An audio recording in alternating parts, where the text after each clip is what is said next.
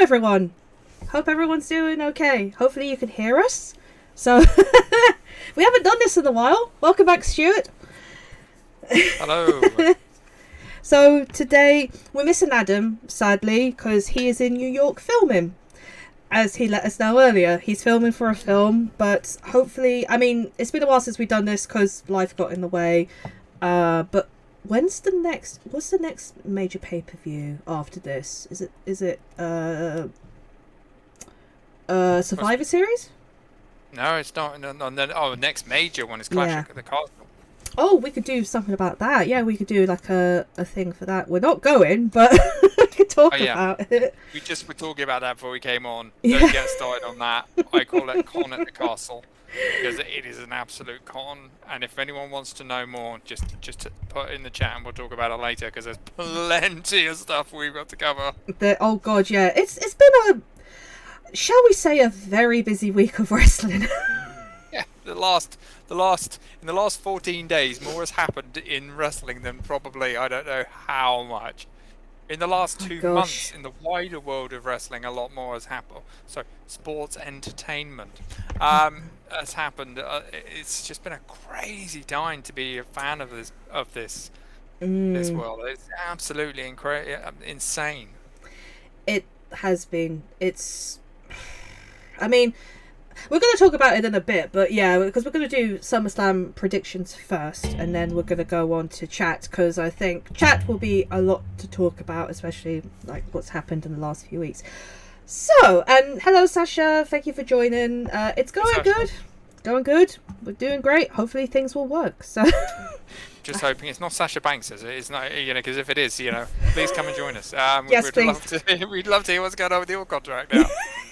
Oh God, imagine now. Like, you can imagine all the stories that are going to come out now after this. It's going to be eye-opening. Well, we can get there. There's so much to come. Even on that side of stuff, the events of the last 2 weeks could completely alter all of that. Completely, definitely. So it's just like, I don't know, we should focus on SummerSlam first. Yeah, I get definitely. a funny feeling the rest of it we'll end up just talking about a couple of stories. Exactly. So I think one of the big things that's happened in the last day is that Seth Rollins and Matt Riddle, not a thing anymore. That was going to be a thing, but then they announced last night that nope, they're going to move that now to Clash at the Castle. So I got confused because they were saying that Riddle's injury was kayfabe, but then also the fact that it was real. So I'm confused as to what's going on. Last I'd heard it was kayfabe, because they want to kind of just put that off to that event, which makes sense. I think they want to do something. I think that would be a good match to have there. Yeah. I think it's a weird one because it would work at SummerSlam, but I get the feeling that they want to kind of put off every good match. And we've been raided. Thank you, Matty. Thank you, Matty. I have no idea what that. I'm new. I do know what that roughly means, but so basically, you've got all people watching us now. We've only just started, so you've just come just in time. So thank you. Opportune moment there. Thank you, Matty, for the raid. Thank you. What's new, Pussycat? Whoa. Well, we are talking about Clash at the Castle briefly. There you go. Have a claw from the claw. Yeah, it's Clash at the Castle. I mean, putting off that match is a good move. I don't know why though, because SummerSlam itself the card is not overly packed. If I'm honest, I mean it's got some interesting matches on it. I'm good because I'm away at an event this weekend, so I'm not going to be able to see it till I come back on the Monday, which I'm kind of might try and get it on Sunday night if I can avoid spoilers. But for me, it's an odd move, but I can understand why they would do it from a creative standpoint. Sorry, I'm just looking at the chat, and Matty apparently said he sang it as he finished the stream, so that's the reason why he carried it on. Yeah, it was like me at Cocorocon when WrestleMania was on, and so I was up the first night because I wasn't sleeping. So I was able to watch most of it and then watch the rest the next day, and then because I wanted to avoid spoilers, and then the next day it was on. I was travelling back from Nottingham, and so with good-ish internet connection I was able to catch up. But yeah, spoilers will be everywhere if you don't want to know what's happening, because I think it's on Saturday night. Yes, Saturday. So one time it's not on a Sunday. It's the one time I wish it was on a Sunday. Come on, WWE, actually keep up with your schedules, please. Always the way, isn't it? They kind of like, nah, we're just going to throw it in. Why not? I just realised I still have the network, so I can watch it actually live on Saturday. So, Adam, it's the one perk I don't get with Xbox Live, Xbox Game Pass, is WWE. Because if they had a perk for WWE, I'd be like, and thank you. Oh no, I still pay for it. So. All right, okay. No, I might pay for it now. The changes are happening, but I didn't pay for it after the initial trial. But yeah, definitely. Or we'll do what I do, and sometimes put in a new email address. I gave up that a long time ago, but to get the free trial. Multiple email addresses. I can do that. And there's also I'll talk to you. I was going to say we don't encourage that, but yeah. No, we don't know. But did you trigger off an interesting idea of my own head that I might be able to do for that? But speaking of so yeah, they're moving that match, Riddle versus Rollins, to SummerSlam. Though Triple H did quote retweet it saying, "We hear you," or "I hear you," so he might have a mystery opponent. I don't know. Because this, I mean, in my head now thinking, this is the new regime of Triple H. I think after SummerSlam, or possibly on SummerSlam, the slate is wiped clean now, and now he's just got like a new canvas to work on. Yeah, I think everything post SummerSlam will be the new era, which we'll talk about later. But yeah, I agree with you. I think it's like going to be interesting for a multitude of reasons, because creatively, it will be, because they're going to end, I think, a lot of feuds, and I think maybe the reason why that could actually be a good reason why they've moved it to Clash at the Castle, because this one between Rollins and Riddle is a fairly newish feud. Yeah. So they may be deciding to move it to then, because they want to like completely clean everything else off the deck, get rid of everything. The chances are they're not. I'll be very surprised if they keep Rollins off the pay-per-view.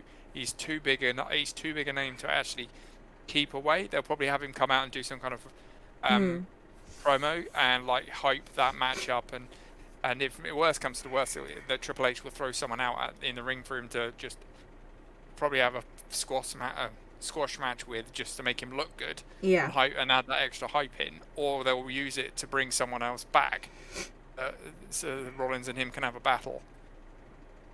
Part of me wants to say Cody makes some appearance, but I very much severely doubt that, because he's out, I would reckon, probably to Rumble and beyond at this stage.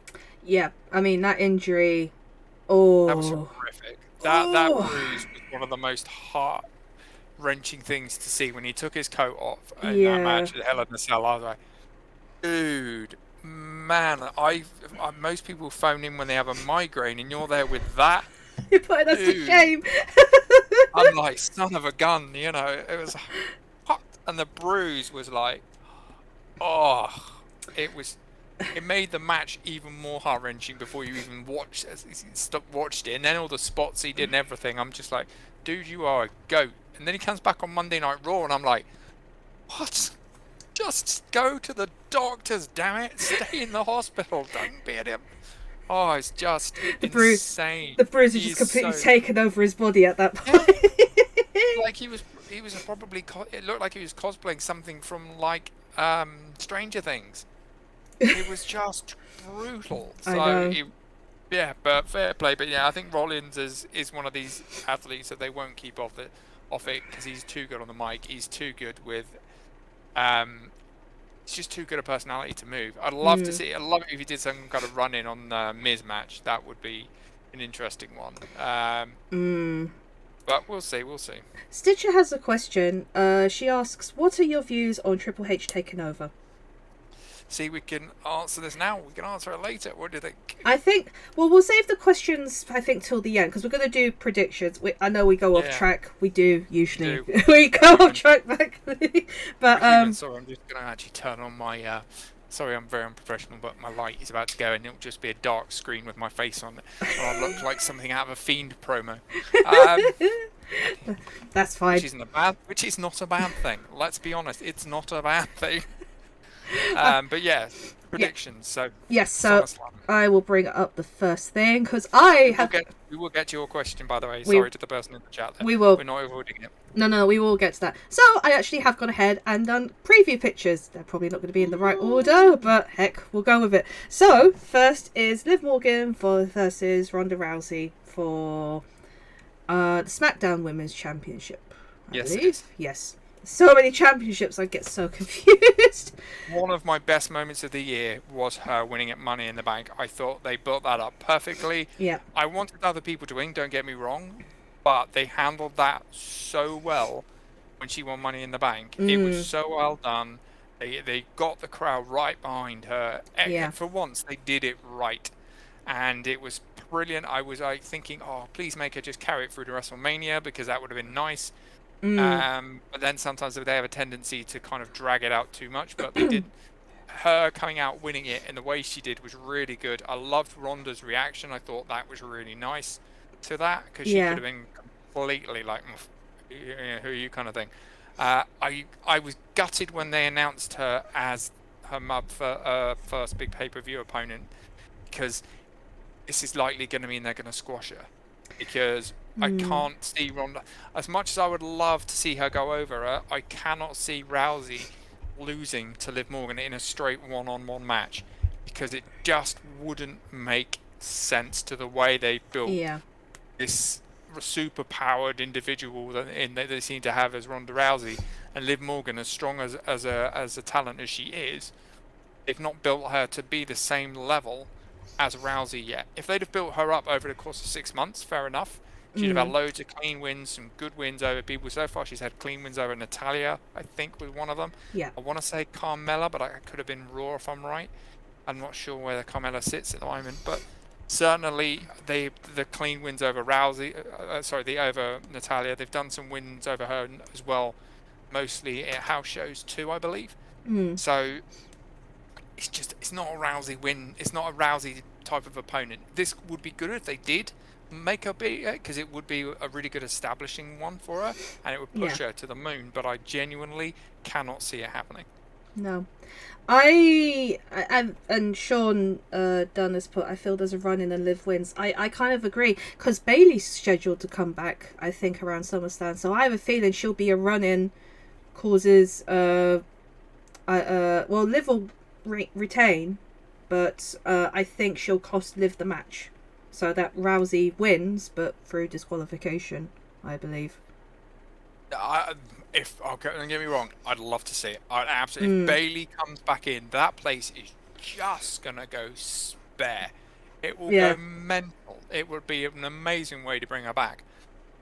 And then, but the thing is, then it will be good because then it will set up a match between between Ronda and Bailey, and then the problem there, the issue there from a creative standpoint is then you don't want to squash Bailey because she's just come back. Yeah. You don't want to put the belt on Bailey because you've got Liv there who you want to build up if you're thinking about a strong person going forward, because she's still fairly on the youngish side in terms of her career in WWE. She's been around a while, but she's got a lot more years left in her. Mm-hmm. So whereas opposed to someone like Ronda Rousey, who her contract it seems to be flipping and flopping about whether she's going to re-sign past her current one, so which I think ends WrestleMania next year. So it's about what are you going to do? Are you going to risk building talent, or are you just going to go with the established route? That's the danger for it. Yeah. Or they do a complete swerve and it's not Bailey and Sasha Banks or Naomi does a run in. Oh. Because the pop on either of those two would be phenomenal as well. It would, especially for Sasha. Oh yeah, for Sasha it would just be crazy, and it would make a lot of sense to bring her in that angle, because her and Ronda Rousey would be a belter of a match. That would be, yeah.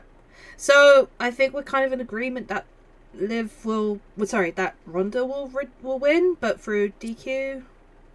Yeah, Ronda. I think it'll be in a straight match. Without any DQs, it's going to be Ronda in a straight one-on-one. In if Liv, otherwise it will be the disqualification one of either for Liv or against Liv.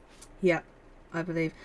Stitcher says, is Bailey going to come back given the fact that Sasha left? Well, I think Bailey was scheduled to come back anyway around this time, so even if Sasha was there or not, Bailey was going to come back anyway, because I think she's fully healed up. Yeah, and it's a contract thing as well, isn't it? Because Bailey's still under contract, and Yes. they're not going to let her go that easily at all. And I would find, especially with the, which we'll talk about again later, the regime change, I think it's a lot of people now are going to stay as opposed to go because of what's happened. Yeah, I believe so. So, right, okay, on to the next one. So this is for the Raw Women's Champion, and this is Belair versus Lynch. I'm annoyed at this feud because it's just, I'm losing interest in it. I'm not losing interest, I'm frustrated with it because I don't know. I think this is a Mania feud, if I'm honest. This is a feud that should be a Mania match. Yeah. The fact that they've done, 3 of these in the last few months, it's just like, you're scrabbling here. Belair can do good against anyone. She's a really talented person. And I really think that she could... If it had been me, it would have been Belair and Rousey. That would be a stunner of a match to watch. Yeah. For the Raw Women's title, shove Becky Lynch over to something else, put her against Liv, because if that way, because that way there's more, you've got a gooder chance of Liv winning than you do with her against Ronda, and it's a less, if you put Belair against Ronda, it's a tougher match to call for me, and I think that would make more sense. Although you've got to shuffle the rosters around. Let's be fair, they do that on a weekly basis anyway. Sometimes it feels like it's ping pong ball in a bag and throw out and see who goes it, despite what they say. Yeah. But for me, they're just trying to give Becky Lynch some kind of a downfall thing, and it's like, I would love Becky Lynch to win because I think, again, she's like Rollins. She is so talented on the microphone, really good deliverer of promos, really good. You can just give her anything and she smashes it out the park. And despite what one of the WWE officials once said, she doesn't look like a champion. She is a champion, and in my mind, so is, which makes it tougher because Belair's good too. So Yeah. I can't. It's like, I want Lynch to win it, but at the same time, I think it will be good for Belair to win it. But the Raw Women's division, I'm not sure who they've got left to pair up with either of them. Should either of them win? Yeah, that's true. Unless they kind of start again. And that's where I think Bailey comes in again. Bailey might be good to come in there, or Banks. This is where, again, Banks or Naomi would have been great had they not screwed Pooch on that one. It's like, for me though, I think it's probably going to be, as much as I would like it to be something different, it's going to be a Belair win. Whether it's a straight win or not, I don't know, but I see Belair walking out with it. Yeah, I agree. It's like you said. We've seen it before. And I do love Becky. I think she's great. I love her new image as well. The fact that her and Rollins, even though they're together in real life, the fact that they are just... The way that they are, their style is just incredible. Especially Becky. Becky looks like she's come from the future. She's amazing. When they did the whole cutting of her hair angle, I was like, oh no. But then she came out the next week and she nailed it. I mean, she literally was like the biggest thing in the building. Even her character is so good that when they did that whole thing backstage for Cena's anniversary, he was walking down through, she was like, blanked him. She just blanked him, and I'm like, oh, that is superb. Because all the other heels were like acknowledging him. She just blanked him, and I was like, hands loved down. it. She was just sulking in the corner. It was brilliant. To me, that was almost giving him more respect than acknowledging would have given him, because she's actually following through her character and showing how good in the business she is. Yeah. So yeah, honestly, for me, she's a great winner, great person, but talent. Yes, definitely. Sound like I'm the one-man Becky Lynch fan club, but no, I love Becky Lynch as well.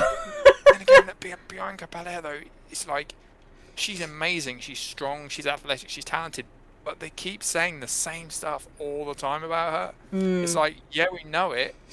You don't need to keep telling us this. Just let her show us it. Yeah. Because she can go, and she goes well. She does. Well, here's hoping they'll probably, again, talk about it afterwards, but yeah, Yeah. Right, next match. One of the two I don't really care about, but we're gonna have to talk about.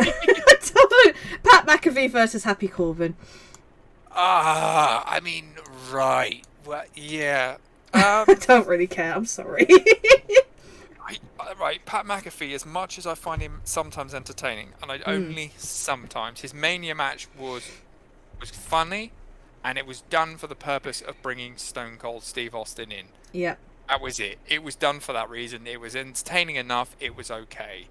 But the whole storyline of him and Corbin having a history, okay, kind of makes sense. Get why you did that. Yeah. But I don't see. I honestly, I don't like you. I don't understand why we need another match from Pat McAfee. I don't get it. He's really good at commentary. Leave him there. Yeah. Don't break That's what it. Yeah. Don't fix what it ain't broken or something like that. You know. Yeah.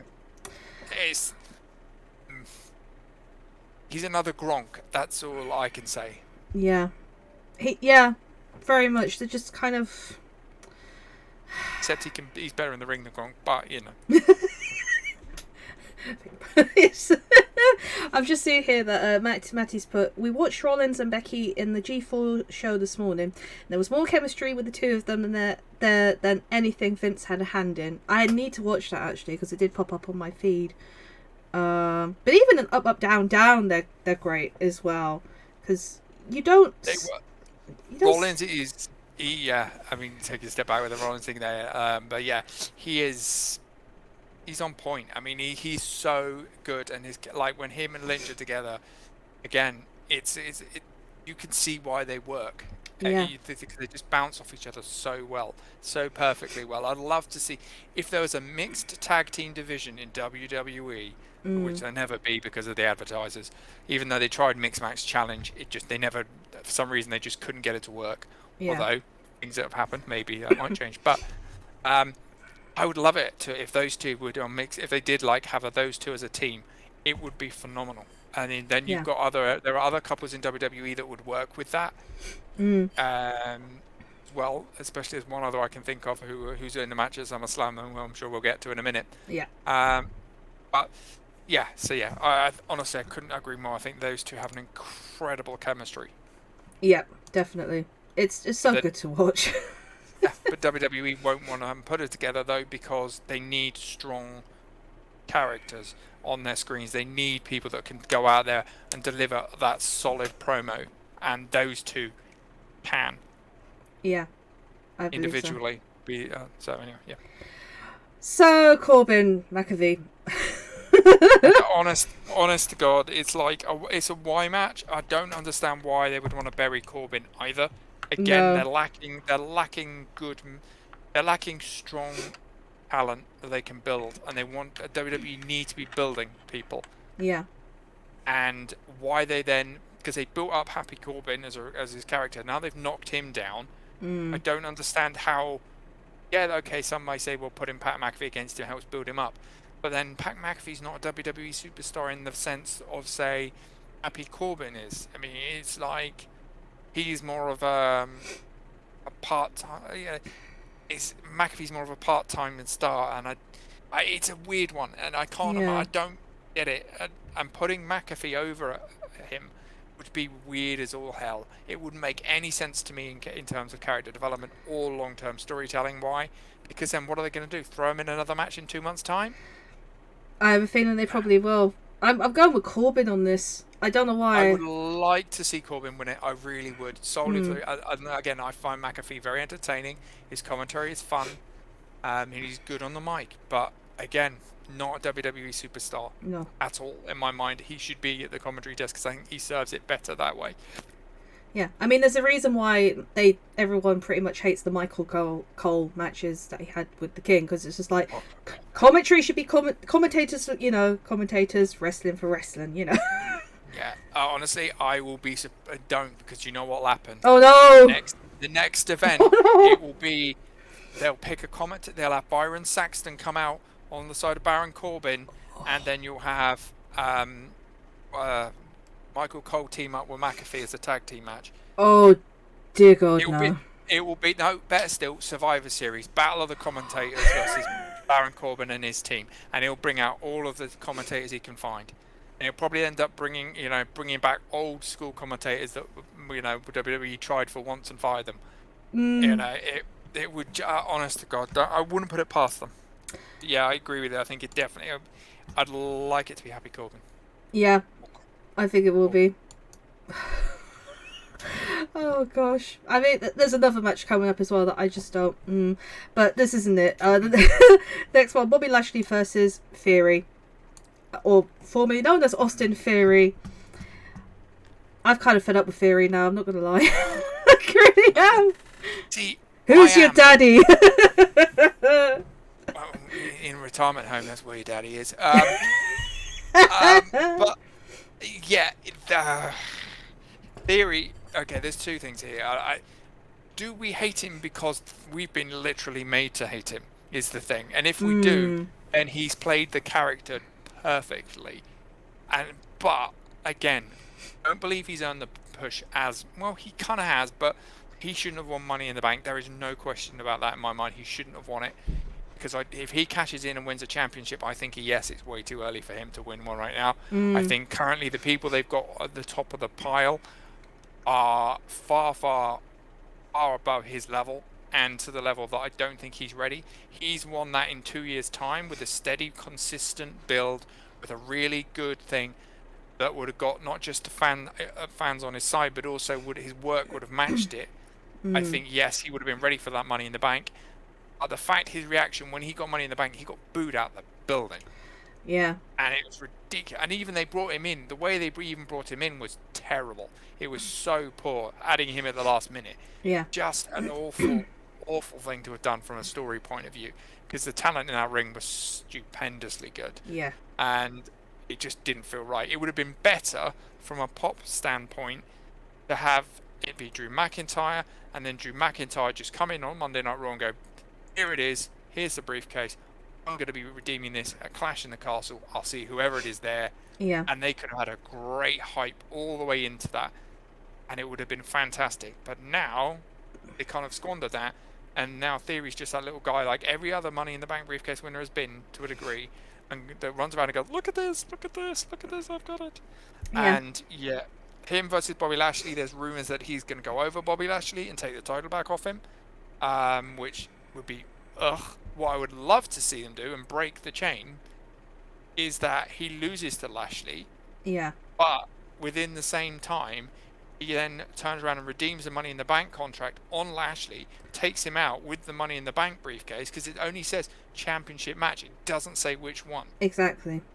It would be amazing if after going like 5-10 minutes with Lashley, he nails him on the back of the head with the briefcase and then redeems it, and then gets the 1, 2, 3. Yes, it's not a clean win, but it would be better than having him redeem it on a championship belt, because if he doesn't redeem it this weekend and he goes on to I can see some shenanigans happening at Clash in the Castle, where McIntyre wins, Theory redeems and takes out McIntyre.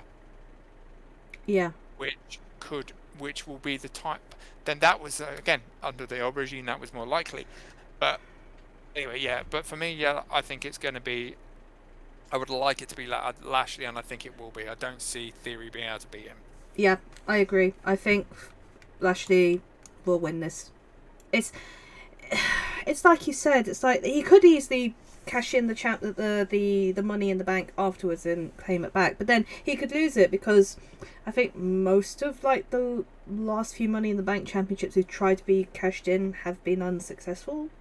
So it could be another one to add on to it, because now Vince is gone. The Golden Boy is probably no longer the Golden Boy, because Theory was literally Vince's next pick.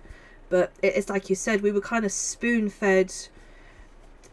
You know, should we hate him because we have to hate him, or do we hate him the fact that he's being shoved down our throats? And it has got to a point now where people are just like, nah, I'm over Theory now. Don't forget, that happened with someone else in the recent memory, and who was that? Oh! Roman Reigns. True, and yes. Look where he is now. That's true. It took a few years. Yeah, but the thing was, it took a few years, but it worked for him. Yeah. I think the difference with Theory is the whole presentation of him being, and I think WWE are probably sitting there going, damn, why did we go with this storyline of him being Vince's golden boy? Because now they must be like, oh, crud.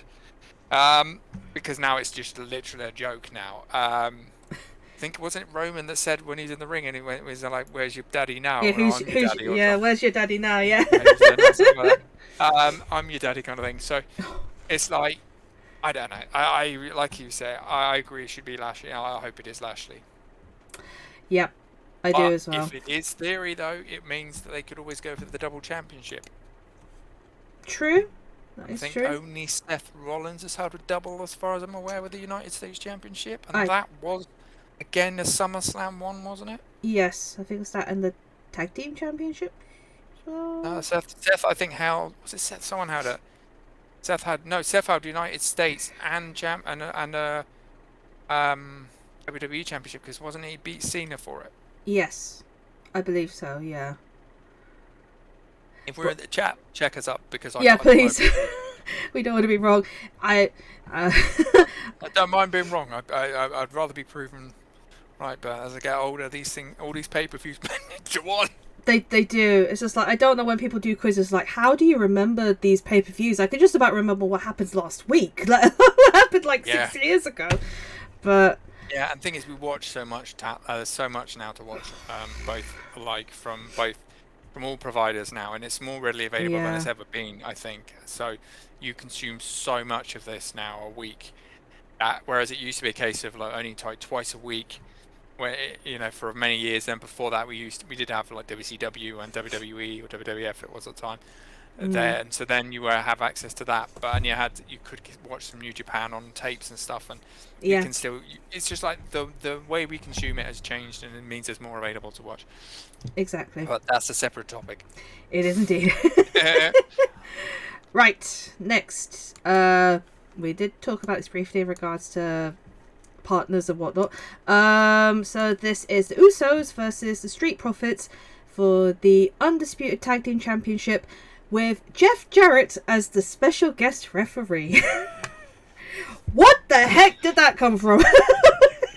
A man who's also, I think, a night later going to be in the Ric Flair retirement match.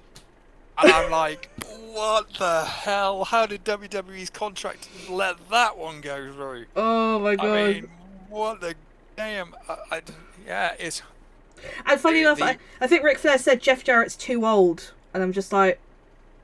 You picked him. He's in your match, son. Why would you say that? But yeah, that match...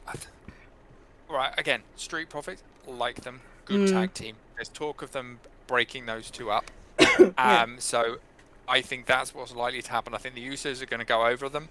I think it will be a win that then separates the Street Profits up. And then we'll get... Because I think they are really high on one and not as high on the other one. Yeah. And...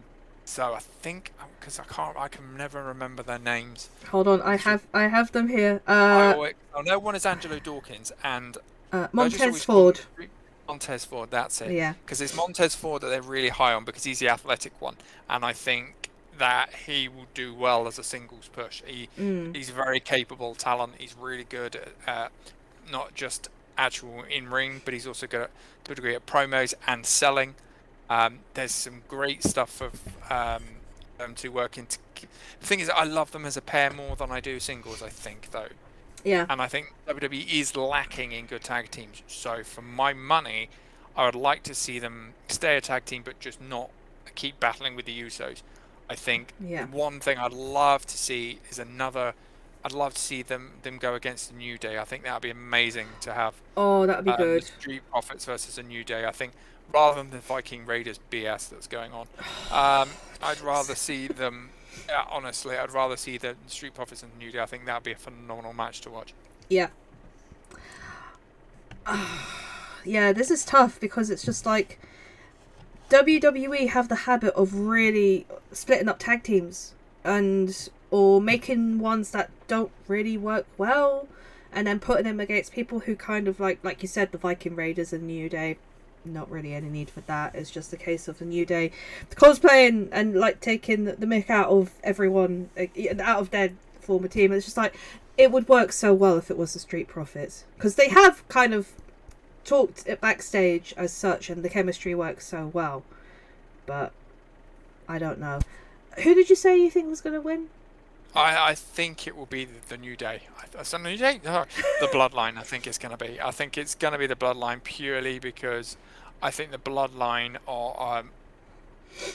I don't want to spoil the other matches we've got, but I think they're going to continue this Bloodline thing for a while. So I don't see them taking any of the championships off them because I think it would just mess up the dynamic they've got. Yeah, I think I agree. It's because they still want to keep Roman in the mix, keep him relevant as well. Because, like you said, they're like the strongest. They're supposed to be shown as the strongest family in WWE at the moment. No one can mess with them. They could easily defeat you, etc.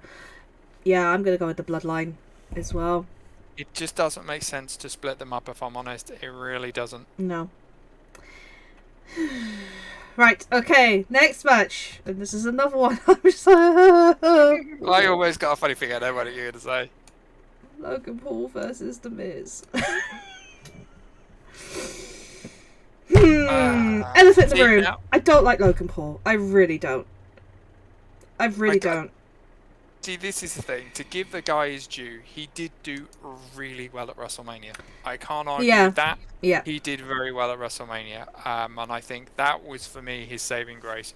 Yeah. And also the fact he walked down to the ring with one of the rarest Pokemon cards in the world on him, and I had no idea. Yeah, it was like in the case, wasn't it? Yeah, it's an artist Pikachu card. So I think he paid some extortionate amount of money for it. I think it's like $6 million or something. It's one of the world's most expensive cards. So fair play to the bloke. But again, he's one of these hires that WWE seem very keen on doing. They're doing it to push. They're trying to push to a younger audience, which I kind of understand. It's also ironic they've gone to someone who's big on like streaming stuff, but yet they won't let their stars do a lot of streaming independently. Let's not go down on that. Except if you're Xavier Woods, the man's lucky in that sense, I think. That's because he's very lucky. Yeah. So again, the other thing for me is I don't know why. Well, I do understand why they put the Miz in this because the Miz is very good at elevating talent. He's a very consistent performer, good in the ring, exceptional again on the mic.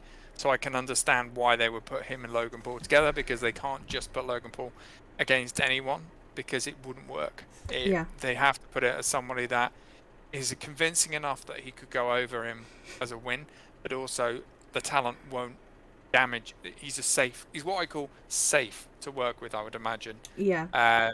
But again, I just don't understand why the Miz doesn't get more of a push. He's got high value to WWE because he's got a good reality show which does them very well. So he's bringing in cash from that.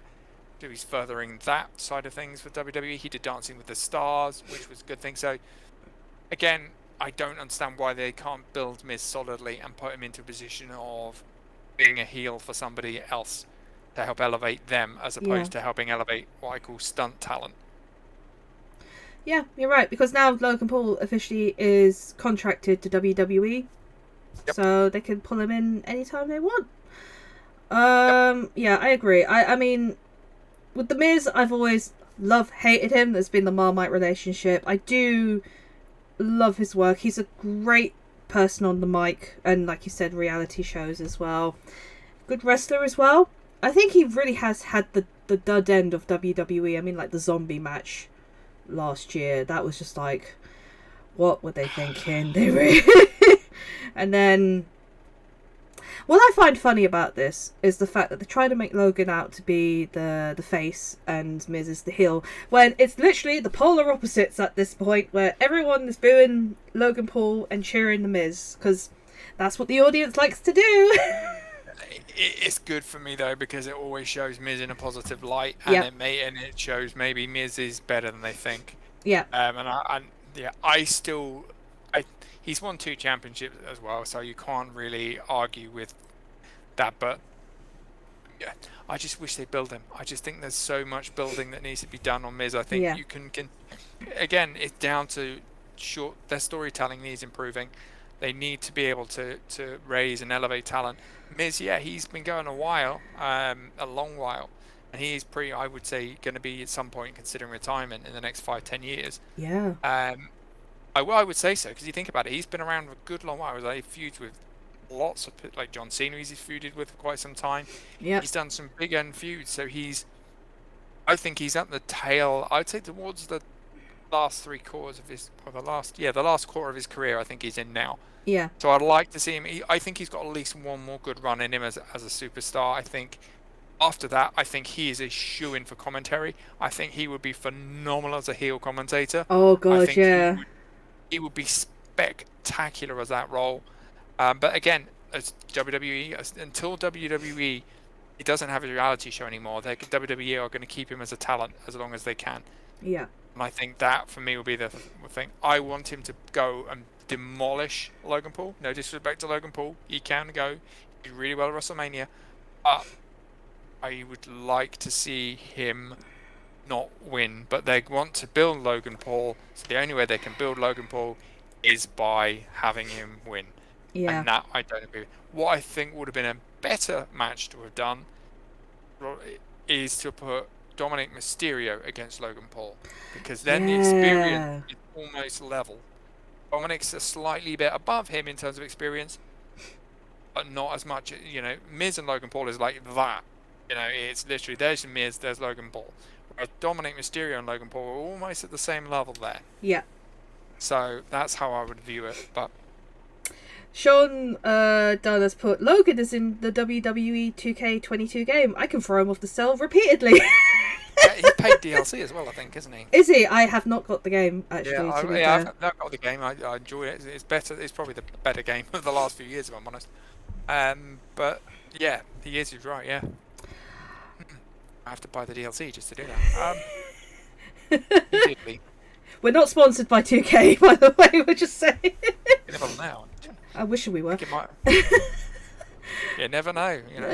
Be sponsored by Boxu. No, I don't have. Or any. Raid Shadow Legends, one or the other. I'm sorry. Now all I can picture now is like, hi, I'm sponsored by Raid Shadow Legends. I'm Logan Paul. I'm in Raid Shadow Legends. Oh my god. Oh, I would definitely uninstall. Uninstall, delete, throw them in. Yeah. No offense to Raid Shadow Legends, but if you're gonna put Logan Paul in, no. As to win, it has to be Logan Paul. They've built him up. He got squashed on Monday as well. Probably Ciampa will probably be involved in this as well. Yeah, I'd see again. Why are they bringing Tommaso Ciampa unless Tommaso Ciampa turns heel on Miz, and then helps causes Logan Paul get the win, and it goes that way, because again, Logan Paul didn't need Tommaso Ciampa there. So Tommaso Ciampa didn't need to be in the Miz's corner because it just undervalues the Miz. Miz has got Maurice there. She is a convincing enough heel to have actually been able to distract Logan Paul. Yeah. All Maurice had to do was go over to ringside and get whatever Pokemon attribute, memorabilia Logan brings down this time. Yeah. And then just start playing around with it. And then he's distracted. Miz gets a roll up. 1, 2, 3. It's an easy booking. We all know it's coming. We just boo the heck out of them. They go on, move on to something else we want to watch. Pretty much. Matty says he's not a fan of Paul, and then he says, God, I've already heard Ollie Davis shield that 3 times already. The Raid Shadow Legends. What? Raid Shadow Legends? Sorry. Available on all forms of entertainment now. I've never played it actually, but I've seen it. Neither have I. I'd rather play the Division Resurgence, which is coming soon. Play that game. Yes. Ubisoft sponsor. There you are. But yeah, Logan Paul's gonna win. It's gonna be Bish Bash Bosh, done. I don't know if he'll come back. I asked, I think on Wrestle Talk, I said, who do you think, if they made Logan Paul heel, who would they think? And they said, like, probably if Gargano came back, or possibly AJ Styles, which is a good shout, actually. Yeah, Gargano, I think, is AEW bound, I thought. I know he's not contract. I don't think I think if I'm right, Gargano is off with his newborn. Yeah, maternity leave, I think, at the moment. Maternity leave, so he's not announced either way, so it could be that. He's very cool. He's got a YouTube channel as well, I believe, so. Yes. And he's a big Star Wars geek, so. Yes, that's true. Yeah, play to the man. Matty said I'd rather play Genshin Impact, and I don't actually play Genshin Impact. Fair dues, I do play it, but I haven't played it in a long time. I was going to mention that. Met the voice actors. Actually, he says that, it's a very interesting tie. I think Chris Hackney, who's one of the voice actors from Genshin Impact, who's available at MegaCon this weekend in Manchester. If you've got any UK people, tickets are still available. You can buy them online or get them. So go ahead, book them now. Chris Hackney is a WWE fan. Oh, there you are. So maybe not WWE. I know he's a wrestling fan, but yeah. So there you go. It's a small world. It leads one onto the other. It's a tenuous link, but I went there. No, that's true. Yeah. I was going to say later on, talk more about MegaCon, but yeah, there you are. You shilled that. Tenuously. Corporate shill. Corporate shill. That's it. Can we get a t-shirt with me, man? I'm saying corporate shill. Oh, gosh. Right. So Logan Paul. So you going Logan Paul as well, or The Miz? Yeah, I would say... I'm going to go The Miz, but I'm going to say it'd be Tommaso Ciampa that causes it to be DQ. Okay, fair enough. That's good. Right, next match. This is one that's kind of interesting, and I don't know where it's going to go. This is the Judgment Day versus the Mysterios. And I think this is a no disqualification match. I think they made it. Or something like that. Bored of the whole thing. Yeah. It's a pointless thing. They ruined the Judgment Day angle completely. What will happen is Edge will return and save the Mysterios. That's it. It's easy. It's an easy call for me. Yeah. They've been building out with those vignettes that they've got, where they've had someone mysterious returning who is clearly, obviously Edge. Yeah.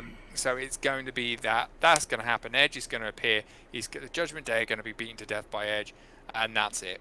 That's as simple as much for me on that. I think they've wasted Edge now. I think they've wasted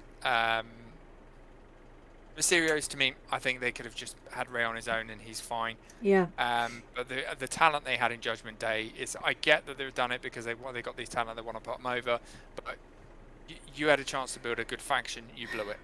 Yeah. It pretty much, when Edge was turned on, that was it. That was the end of Judgment Day, or the Judgment Day, whatever.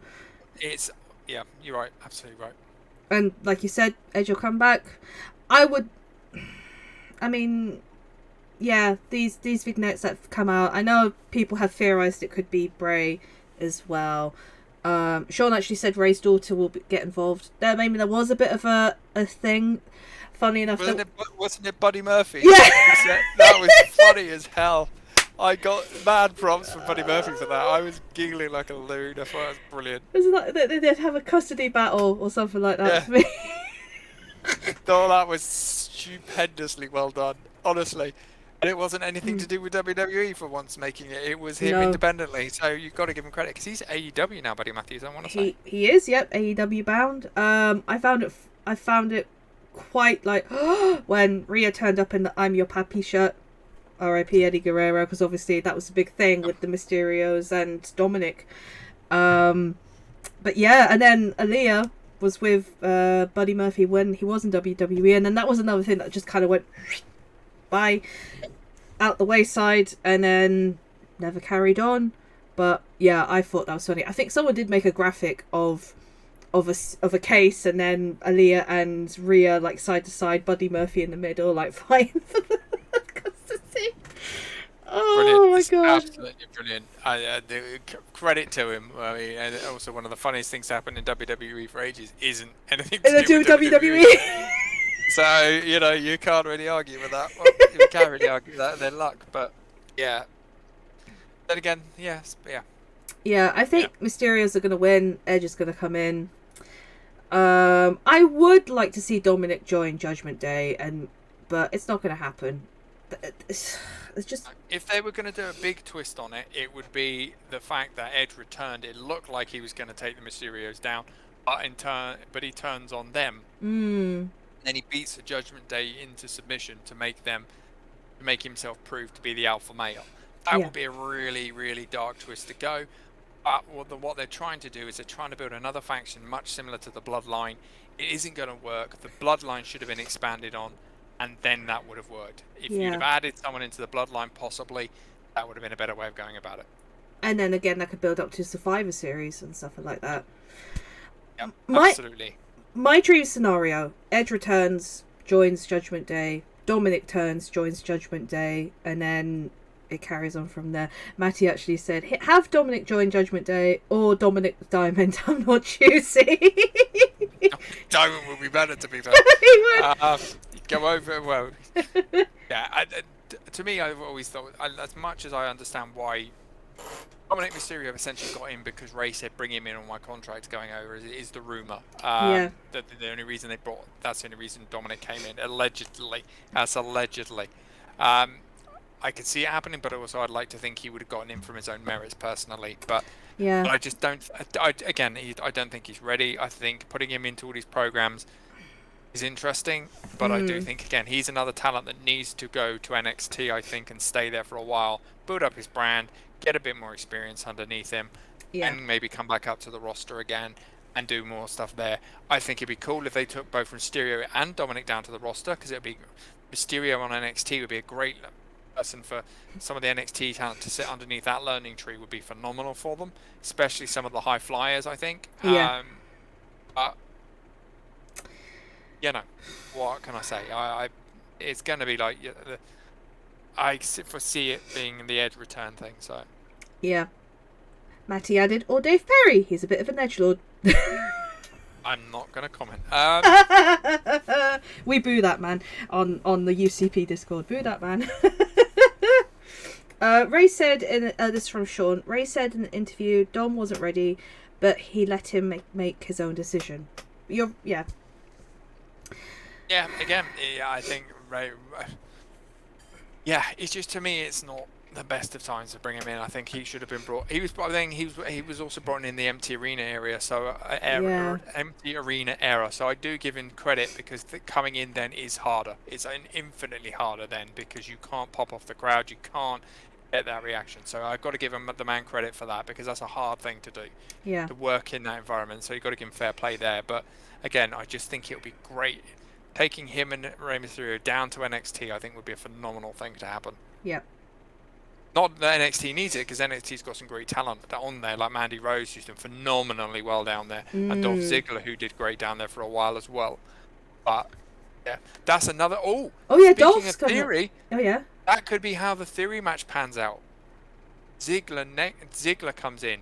That's true. And causes the match to end somehow. I completely forgot Ziggler's back. That's terrible. I know, but I have, and he's had a good couple of moments with Theory as well. So I think that might be interesting to see how that pans out. So yeah, I might have to change my prediction on that one.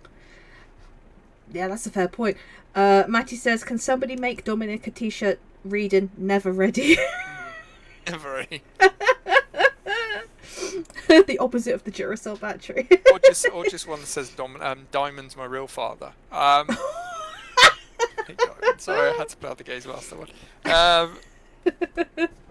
Like Matt Cardona's always ready. Yeah, that's true.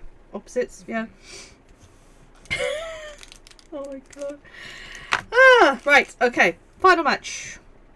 Now this one I've changed my mind ever since what's happened. Roman Reigns versus Brock Lesnar. So my original theory was that Brock was going to win. And then Theory was going to try and cash in and then fail. But since Vince has now gone and left the building, I think Roman's winning now. I think he's retaining. I think heading into Clash in the Castle, they want to bring in their strongest star, and it's going to be it would have to be Brock or Roman. If they put Theory in that position, you know full well it's going to be a walkover for Drew McIntyre. Yeah. And I think it's less of a victory when it's that case. I think that looking at it from that point of view, I've just got to say here again, we said it in the previous one we did, Cowboy Brock to me is phenomenal. Again, Lesnar has come on like leaps and bounds again. I think I would love to see him do more in this kind of a thing with his current personality that he's got. I think he's funny, he's engaging, he's still a beast. Yeah. He literally is still a beast. So this is one match I want. It could go many different ways. I don't want them to do the whole Theory cash in if he does win. Yeah. Because he's had that with Rollins. He's had that issue before where he's been cashed in on the match. I don't think it would be worth doing it that way. It would be interesting if they did decide to do it like almost like a rehash of WrestleMania and having Austin Theory cash in during the middle of the match to make it triple threat, and then Theory goes down again. That would be a really good way of doing it, possibly, of having Theory cause that to happen, and Brock losing, Brock going nuts and literally having a match with Theory and destroying the man to whatever level of hell he needs to be put to. And then that way that kind of wraps up that end of the story, and then Brock can disappear for a while and come back at some other later on stage, because I think, isn't this supposed to be last time ever? Because let's not forget, how many times have we seen Brock and Roman now as a match? A damn sight more than we need to. Yeah. They're both good, yeah, but the decency, the thing is, I guess it's because both of them are good, stable talents. They're good draws. They bring in their money. They can put on a show. Yeah. I think Brock is literally the backup plan whenever things go wrong. It's just like, we'll just throw him in, see what happens, and, you know, which is terrible. He needs a t-shirt that says, "I'm the backup plan." But like there are things that now we'll talk about in a minute, but now things have changed. That there's a relationship there that there isn't a relationship there that there was that kept bringing Brock back. Yeah. So it could be a case of he comes back very, very slowly now. Not so, but only once every blue moon. But then again, don't forget Paul Heyman is still there. So Paul Heyman is still a good friend of Brock Lesnar's off screen, from what I can gather. So there is always going to be that connection there. And I think that it's going to be interesting how this one pans out as to the future of that. Because if Brock wins, which sometimes they tend to favour in these kind of environments, is to have at least Brock win, because they do, after his last time ever match, they want to be able to further it on in some way. Yeah. And again, it's about whether they decide to take the bloodline on forward. So the end of this match will become more apparent for me after the tag team match with the Usos and that. So if the Usos win, Roman's winning. Yeah. Because otherwise it just doesn't work. That's true. Yeah. So I would say my gut is I think it's going to be Roman going over him. I think something will happen that will cause that. I would like to say, but my dream thing will be that it's Theory that costs him, and Lesnar and Theory go at it. And that would just be phenomenal. Yeah. Because if the plus point of that is if they do, like, wasn't it Daniel Bryan that fought Brock Lesnar and it turned out to be a really good match? Yes. So if they do the same but with Theory, that will help Theory get boosted up in fan minds, and that's the way I would probably take it. Yeah. And I did actually see this early in the week. Sean says there was a leak earlier on, because we had San Diego Comic-Con last week's, and Mattel were there releasing their latest figures, and one of them is spoilerish, so spoiler warnings for now, but there was one with Brock, and it was like, you know, the Ultimate Edition that they do, like with the different poses and whatnot, and it was one with him with the 2 belts, apparently. That's a spoiler. I hadn't seen that, thanks for that. Oh, sorry. I hadn't seen that at all. Great. Sorry. Again, it could be the fact, don't forget, Lesnar has held both belts, though. So I think he has held that, so it's more likely to have been that. Yeah. Because you can imagine WWE would go nuts if that got leaked like this early. It's not ideal. No, but I don't think it'll be the overall outcome. It's like you said, I think it's because, you know, I think it's just a case of at least you have a Brock, because I don't think there is a Brock with the belts as such. So this could be just like default. It could be default one. They could have it, but again, it's a tricky one for me. But I do think it will be, as much as I love Brock, and I think him, like I say, him on mic lately has been good. But I do think the bloodline thing has got a lot left to go in it. Yeah. And I think that's probably the way they're going to go. Yeah, I think it's going to be Roman. Because obviously it's going to be... Because isn't it him and Drew that have a match at Clash at the Castle? That's what it's supposed to be, yeah. Yeah, so I have a feeling that's the reason. I think the whole figure thing is like a red herring, I believe. I think you're right on that. I think you're probably right there. Yeah, I think it was just to say, like, oh, so maybe he could win, but then obviously I don't think so. Stitcher says, what about, I'm guessing Sami Zayn and Drew was supposed to have, wait, what about, Sami Zayn's a good one. Stitcher says, what about Sami and Drew? Was that not supposed to be at SummerSlam? I don't know. I didn't even think that was a thing. Sammy's not in a feud with Drew right now, isn't it? That because Sammy's part of the bloodline allegedly. He's literally he's like that loyal follower. Sheamus that's supposed to be with him.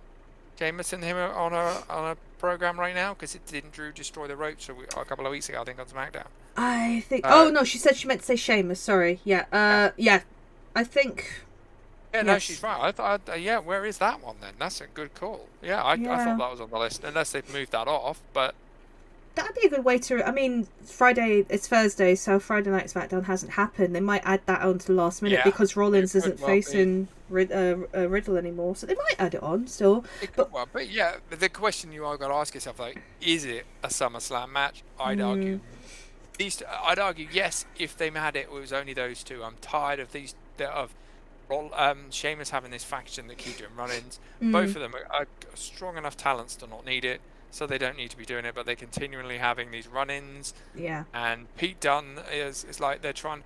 Pete Dunne never needed to be in that in the way he is because he's a good enough talent to be on his own superstar. So why they felt the need to do that, I don't know.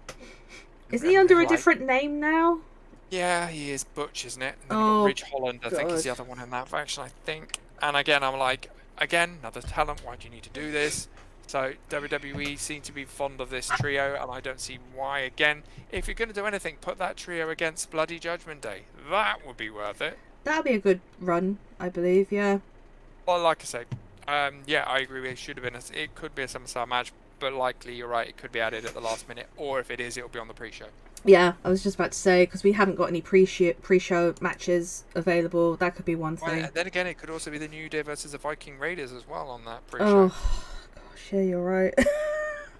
You're probably right, because we're not really talking about pre-show matches anyway, because it's kind of like, if WWE don't care, it's terrible, because they do put some really good wrestlers, like the Usos, for example. They were like pre-show matches for a long time before they became the Bloodline. Yeah, I mean, the whole thing with Roman like psychologically bullying them to join, best thing that happened.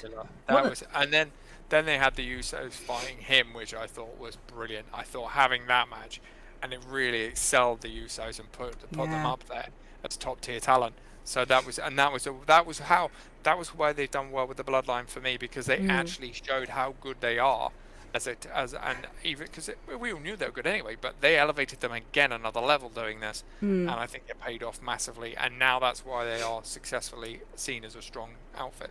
Yeah, I believe so. Just have a look here. Sean says, Fury cashes during the match and Brock pins him. That could be another thing. That's what we said. Yeah, we said that, and that's. Well, no, we didn't say. We said the other way around, but yeah. I don't know. Imagine Roman thinking, "Oh God, it's happening again." Yeah, I that's the thing I don't want them to do. Play on that angle again, because they're flogging a dead horse at that point. And of all the ways for Roman to lose, considering how many times he's won in weird ways over the last year to two, well, how long he's been in there now, over a year anyway. It would be a real. When he loses, I want it to be in a really well told way. I don't want it to be in this kind of cheap Money in the Bank cash-in way. Yeah. Because he doesn't deserve that. Of everything, I'm not a massive Roman mark, but he doesn't deserve to lose after the performances he's put in over the last 12 months and more in that way.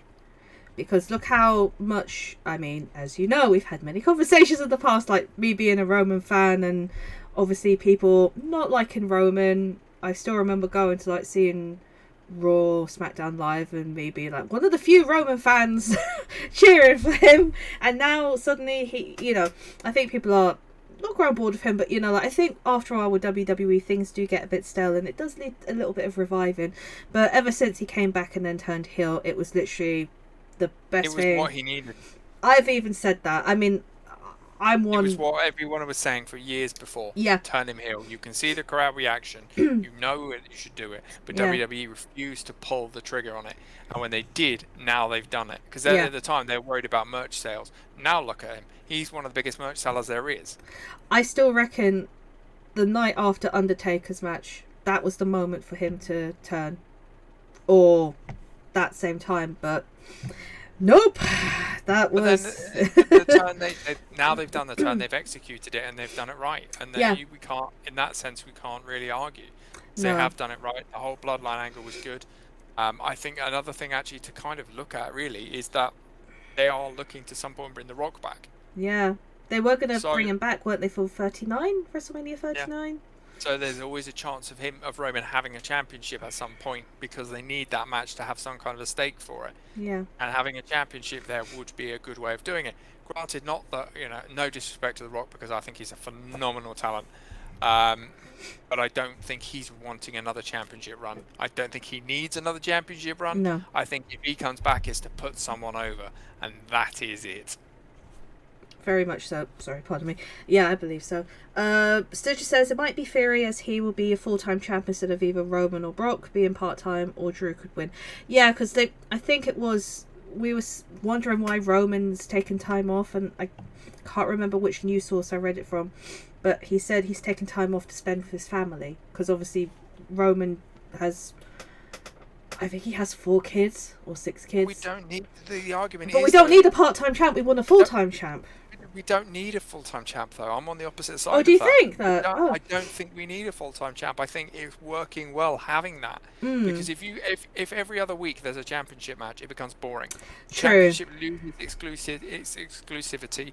It loses that ability that you've got to build it. Because you want that championship to be something that you aspire to have, something that Yeah. the person worked hard to get.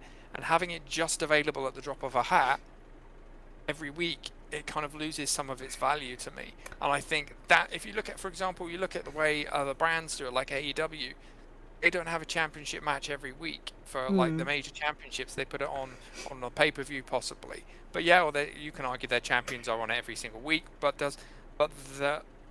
don't know. For me, I think they've got it right. I think Roman not defending it every week, not being there every week, it also adds that sense of, oh wow, Roman's here this week. Oh great, okay. And it's a good way for them to guarantee numbers both in ticket sales and in pay-per-view and TV draws. And that's what WWE is about now. It's not about anything else. Yeah. Because they get more of their money from TV deals and ratings than they do anything else. True. I mean, Monday night gone, it was at Madison Square Gardens. I think it was a pretty much full arena for the first time in ages, and Great arena. I've been there. It's a phenomenal venue to watch wrestling in. And their ratings were up for the first time in a month, and I think that was because obviously what's been happening, which we'll talk about now in a minute. Roman turned up at Raw as well to promote SummerSlam. Yeah, so I think I've been burnt because of Brock being the part-time champion and only turning up, but I do agree in regards to you do have to work for the championship and not have one every week, because obviously Cena had the whole, not with the championship but the US championship, he'd have the open match every week for someone to wrestle. And I think it's different when it's your mid-card titles. True. When it comes to your big one, your flagship title that you want to have put on somebody, putting that on somebody that's a good enough talent to be able to, because that's the other thing, some talents aren't good enough to come in for once every so often. Brock is that, Roman is that, because they have that, they've been built up over the years to be this phenomenal star. What WWE doesn't have now is this phenomenal star that they can have coming in on part-time to do it. So whilst you can argue that then giving them a championship would help to bring them to that level, if they've not earned it, the audience will get bored of that person very quickly. Yeah, and it has been shown many times if an audience get grown very bored of someone very quickly, they will let you know. Very much. I think before Theory gets it, it will be a case of it going to Cody Rhodes. Ooh, yeah, that's a good point. That is someone actually. Cody Rhodes, in my mind, is a main eventer, and he will be at WrestleMania guaranteed next year. If his not guaranteed, if his shoulder repairs, he will come back at Rumble. He will win Rumble. He will because I think that's something he's never done before. So he will win Rumble. He will then go on to Mania, to main event at against whoever, possibly Reigns. And I think that would be a spectacular way for Roman Reigns to lose his title. Yeah. Absolutely 100%, because you've got not only the fact that Rhodes is from a dynasty as well, so it's almost dynasty versus dynasty. If by that time Dustin is out of his contract at AEW and he can come along and support him, again, a phenomenal way to do that. Yeah. And then you've got that whole thing there. I think that would work amazingly well, and that would be a huge sell for me. Yeah. Because otherwise you're in the danger of Rock, Roman again. Yeah, and we don't need that. We've seen it too many times now. You know. Yep. It's either Rhodes Roman or Rock Roman. There you go. Two rhyming couplets there for Mania matches next year for me. That's how I would see it. Stitcher says Roman's ill again and wants to do part-time. I mean, I thought that was a rumour as well, that he hurt his shoulder. Sean said, I hope Drew wins the title back and has a rivalry with Cody, plus their history as a tag team. Mm-hmm. Yep, that's true. 3MB they were in. I think it was 3MB. Was it? I don't think it was. No, that was someone else. Yeah, that was Heath Ledger. It was Heath Ledger, wasn't it? Yeah. And Jinder Mahal. Oh god, yeah. Oh my god. And Matty says, I haven't seen Dustin on AEW for a while, so yeah. Yeah, I think he's doing he's done a few bits, but I think he may be doing dark stuff now, I'm not sure.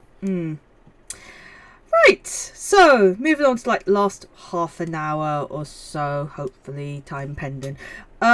So if you've not been living under a rock in the last couple of weeks, it's been very busy in wrestling news. So, vicious rumour, Vince has left. It's true. So, it's kind of funny. So, last week I had to go to a friend's leave and do at work. And as soon as I got in, I was so tired. And then suddenly on my Twitter, a tweet from Vince McMahon basically saying, bye. And I was just like, I didn't know if I was tired or delirium had taken in, but I was just like, okay. And then you suddenly the countdown clock, and it's just like, what? He's retired.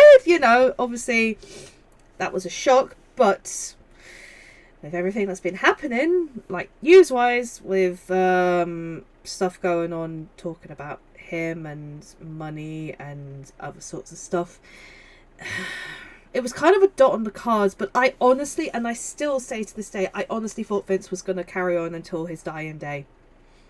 Literally. Yep.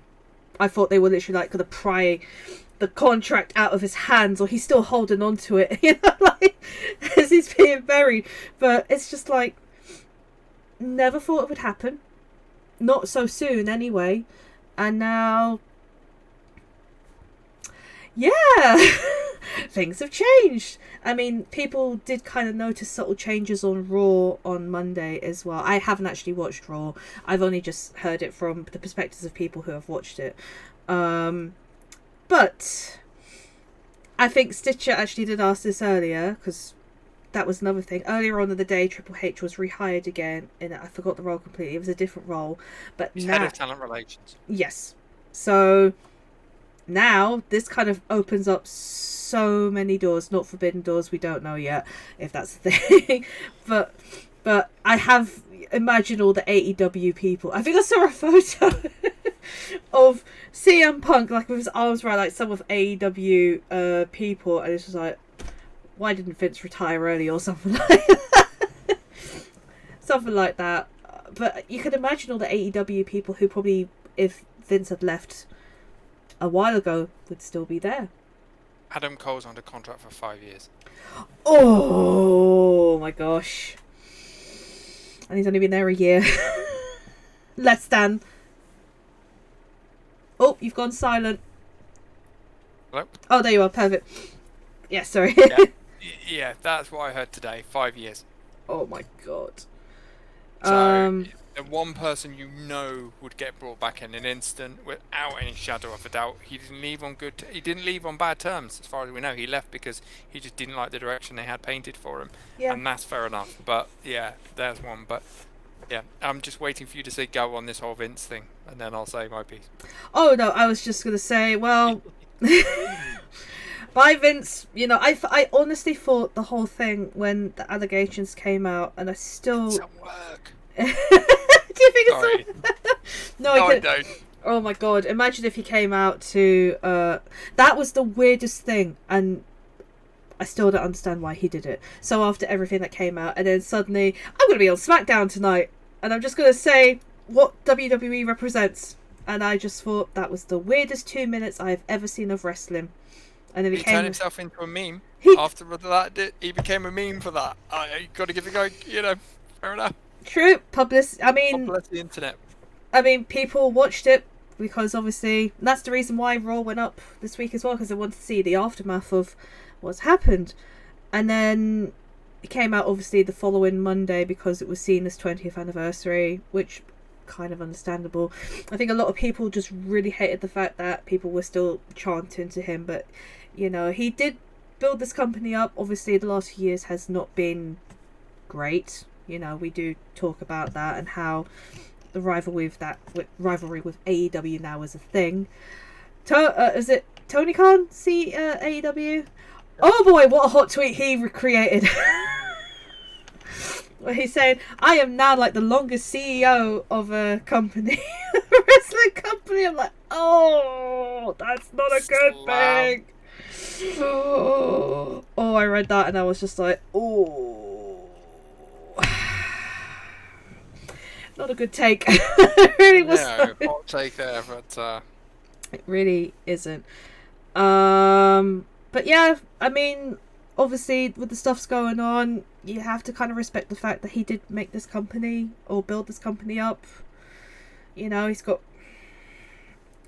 No matter what happens, it's a thing that he's created. Now it's going to be passed on to the next generation with Steph, with Nick, and with Triple H.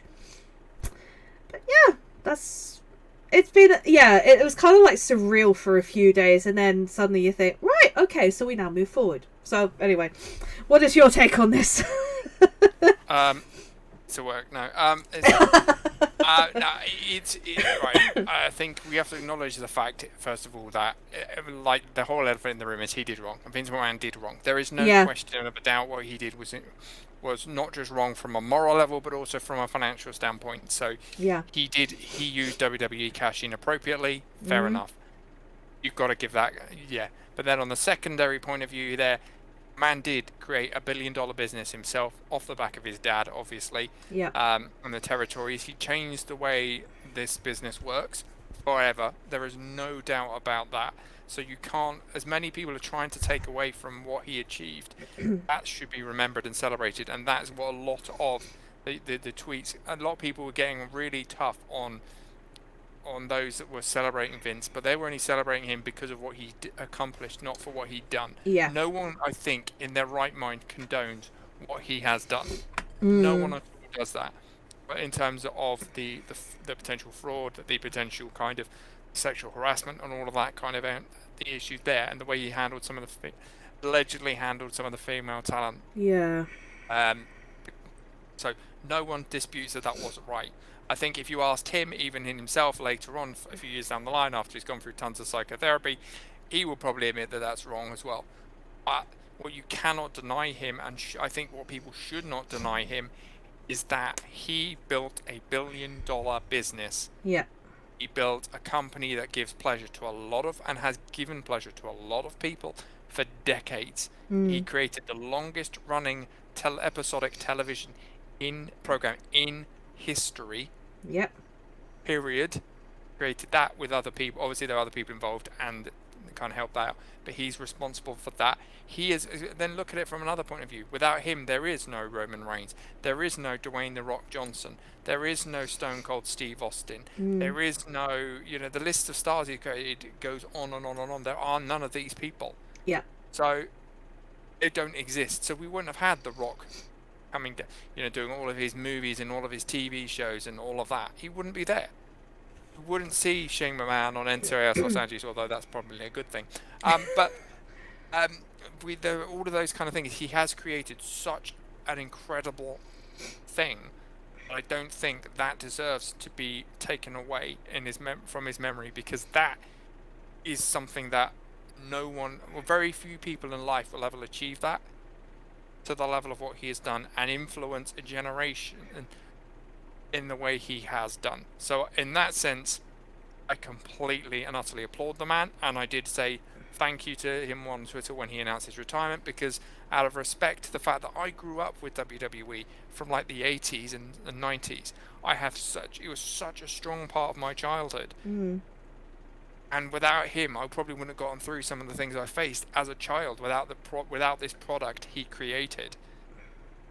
And his direction, which at the time, let's not forget, his direction now may not be as good, but his direction at that time was perfect. Attitude Era, phenomenal. The other eras, some of the other eras, maybe not so great. Bras and panties matches, great for a teenage boy, possibly a teenage girl as well.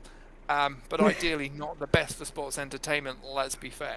But he did make the money, bring the product in, and deservedly get the plaudits for that. Much in the way Tony Khan has got the plaudits for bringing AEW into the position that is in now. Yeah.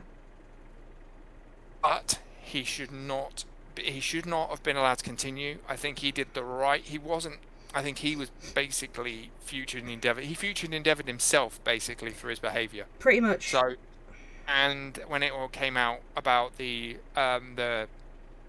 American Federal Exchange people and all that looking into him as well now, I think that was going to be coming out, so he had to step down at that point. He had no choice but to step down, and I think it was the right thing to do.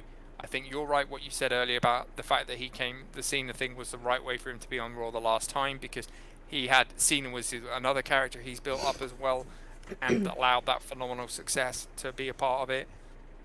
So it made sense for him to intro him, and then after that just to disappear. I do not think this is the last thing we will ever see of him. No. I think he will be brought back for a Hall of Fame. Yes. That is unquestionable. Although he has said he doesn't want to be in the Hall of Fame. I think he said, I read that before, that because he doesn't want to be in it, because he still doesn't see himself wanting to take the spotlight for creating it, which is ironic considering he's taking the spotlight for everything else. But, oh, you've gone silent again. Hello? There you go. Again? Yeah. Yeah, I think my microphone's dodgy, but I think for me, he's created so much. I think what needs to happen now is that they need to do a completely clean break, clear out everyone that's had to do with him. Yeah. Your Bruce Pritchards, your Kevin Dunns, they've done, again, great things during their time, but it's a new era, it's a new regime. You need to wipe the board clean, bring in these people that we know can do a good job, and let them run with it. Your Nick Khan, I think it is. Bring him, get him to do his business stuff that he's been doing behind the scenes. Great. Get your people like your Stephanie and your Triple H's, who I think was a cracking idea for them to be put in those positions. Yeah. I was over the moon with Triple H. I think that was a great decision. Obviously there is a concern about his health, and I'm very, as a fan of Triple H's for a long time, I am obviously kind of a bit surprised he's taken on this dual role, because that's a high-stress dual role he's got to do. Yeah. So I hope he's taking care of his health and his mental health as well, because it's going to take a toll on him in doing both jobs like that. And of course, let's not forget Stephanie was supposedly taking time away from her family to be with her family, and I think that was an interesting turn of events. So I think it's a great move putting those two in the positions they're in. I cannot wait to see how they go down this the structure and the way they deliver stuff. Triple H, for a new talent perspective, the guy seems to have a really good eye for talent and bringing it in and developing it. So I really am excited to see what he can do. Yeah. If he can try and bring back some of the people that not just superstars that left, but also some of the talent that were helping training and developing these talented men and women. I think that would be a phenomenal thing to do as well, because NXT was pretty much his brand before they ruined it. Oh God, yeah. But now he's back in charge. It's all him. It's Stephanie McMahon. Stephanie McMahon is also well favoured by the female superstars as well, and there's a good relationship there to a degree, allegedly. So I will look forward to seeing that. I look forward to seeing how Triple H works, bringing other people back. I think he could be a key to bringing back Bray Wyatt. I think he could be a key to bringing back, because let's not forget, Triple H has been the olive branch in a lot of people coming back for Hall of Fame appearances who swore they would never come back. It's true, yeah. It's him that's been in all the videos you see. They always say, oh, Hunter reached out, Hunter did this, Hunter did that. Yeah. So I think he's the man with the golden touch in terms of negotiations. So putting him in as head of talent relations was a stellar move anyway. And also he's been on the other side of it. He's been one of the boys. He knows how this thing works. So for me, I think that was a good move again. And then to have him head of creative, flawless. I mean, he was DX. Yeah. Him and Shawn Michaels were part of DX, and they were funny as all hell. The thing that probably is the one of theirs I love the most is when they did the Shawn Michaels Vince McMahon one. To this day, Yeah. I laugh watching it. I can watch it every few months and laugh and laugh and laugh. The stand back is just amazing. It is phenomenal. They are. So I'm really chuffed to see Triple H back in that position. Yeah. And like I say, Stephanie is a head of a co-CEO. I think she's great when she's doing public speaking. She's very engaging. She's brilliant. And I'm talking about outside of WWE. I've seen her do some great talks for things. And when she's promoting WWE, she's done very well. She's on Undercover Boss. Let's not forget that. That was a weird one, but anyway, I don't quite why that worked out. But yeah, there's other things that people have not yet not considered, is how are people like Michael Cole and Pat McAfee going to cope? Because for years it's been Vince McMahon's voice in their ear, shouting at them, telling them not to say this, telling them not to do that. So how is commentary going to change? Because I can't imagine Triple H with his heart condition is going to be getting shouty and stressy. Nope. So it's going to be interesting. Are we going to, in the last few years, there's been loads of last minute rewrites to Raw when Vince turned up on Smackdown, and Vince turned up and said, I don't like it, and rewrote the whole lot. Yeah. Yeah, there's that. There's also allegedly, will Paul Heyman be brought back in to manage one of the shows in terms of the writing perspective? I thought him and Stephanie had a pretty tumultuous relationship. I'm hearing in the last few days that may have gotten better. So if that's the case, I think that's another great one. Bringing Heyman into a creative position again would be phenomenal. Especially because you've got a lot of pressure from AEW right now.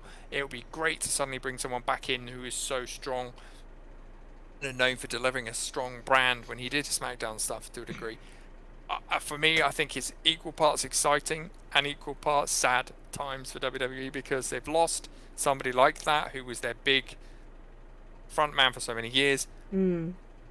Let's be fair, the guy had it coming. But also the biggest heel right now, or face, depending on which side of the fence you stand on, though, is the Wall Street Journal, because I'm being jokey there, because they are the one that brought Vince McMahon down. Yes, they are. And I saw a great comment from a wrestling journalist who said, for years, wrestling journalists have been getting a bad name for trying to bring people down and trying to bring other people down. The Wall Street Journal did 3 to 4 reports, and they brought down Vince McMahon in 3 to 4 reports. Yeah. That is no small feat. No. Not at all. Credit where credit's due. And let's be fair, also, Wall Street Journal made probably a ton of money off of this, because you have to pay to read their stuff. So, oh god, yeah. They probably made a fair few bob out of that from certain angles there, and also the amount of eyeballs that have been brought to their product from the fact that they've written WWE stories. It's been all over the news. It's been all over tons of places. Yeah. So they're not gonna. Their advertisers are probably quite happy around too right about now. So the cynic in me would say, but at the end of the day, it needed to happen. It was going to happen.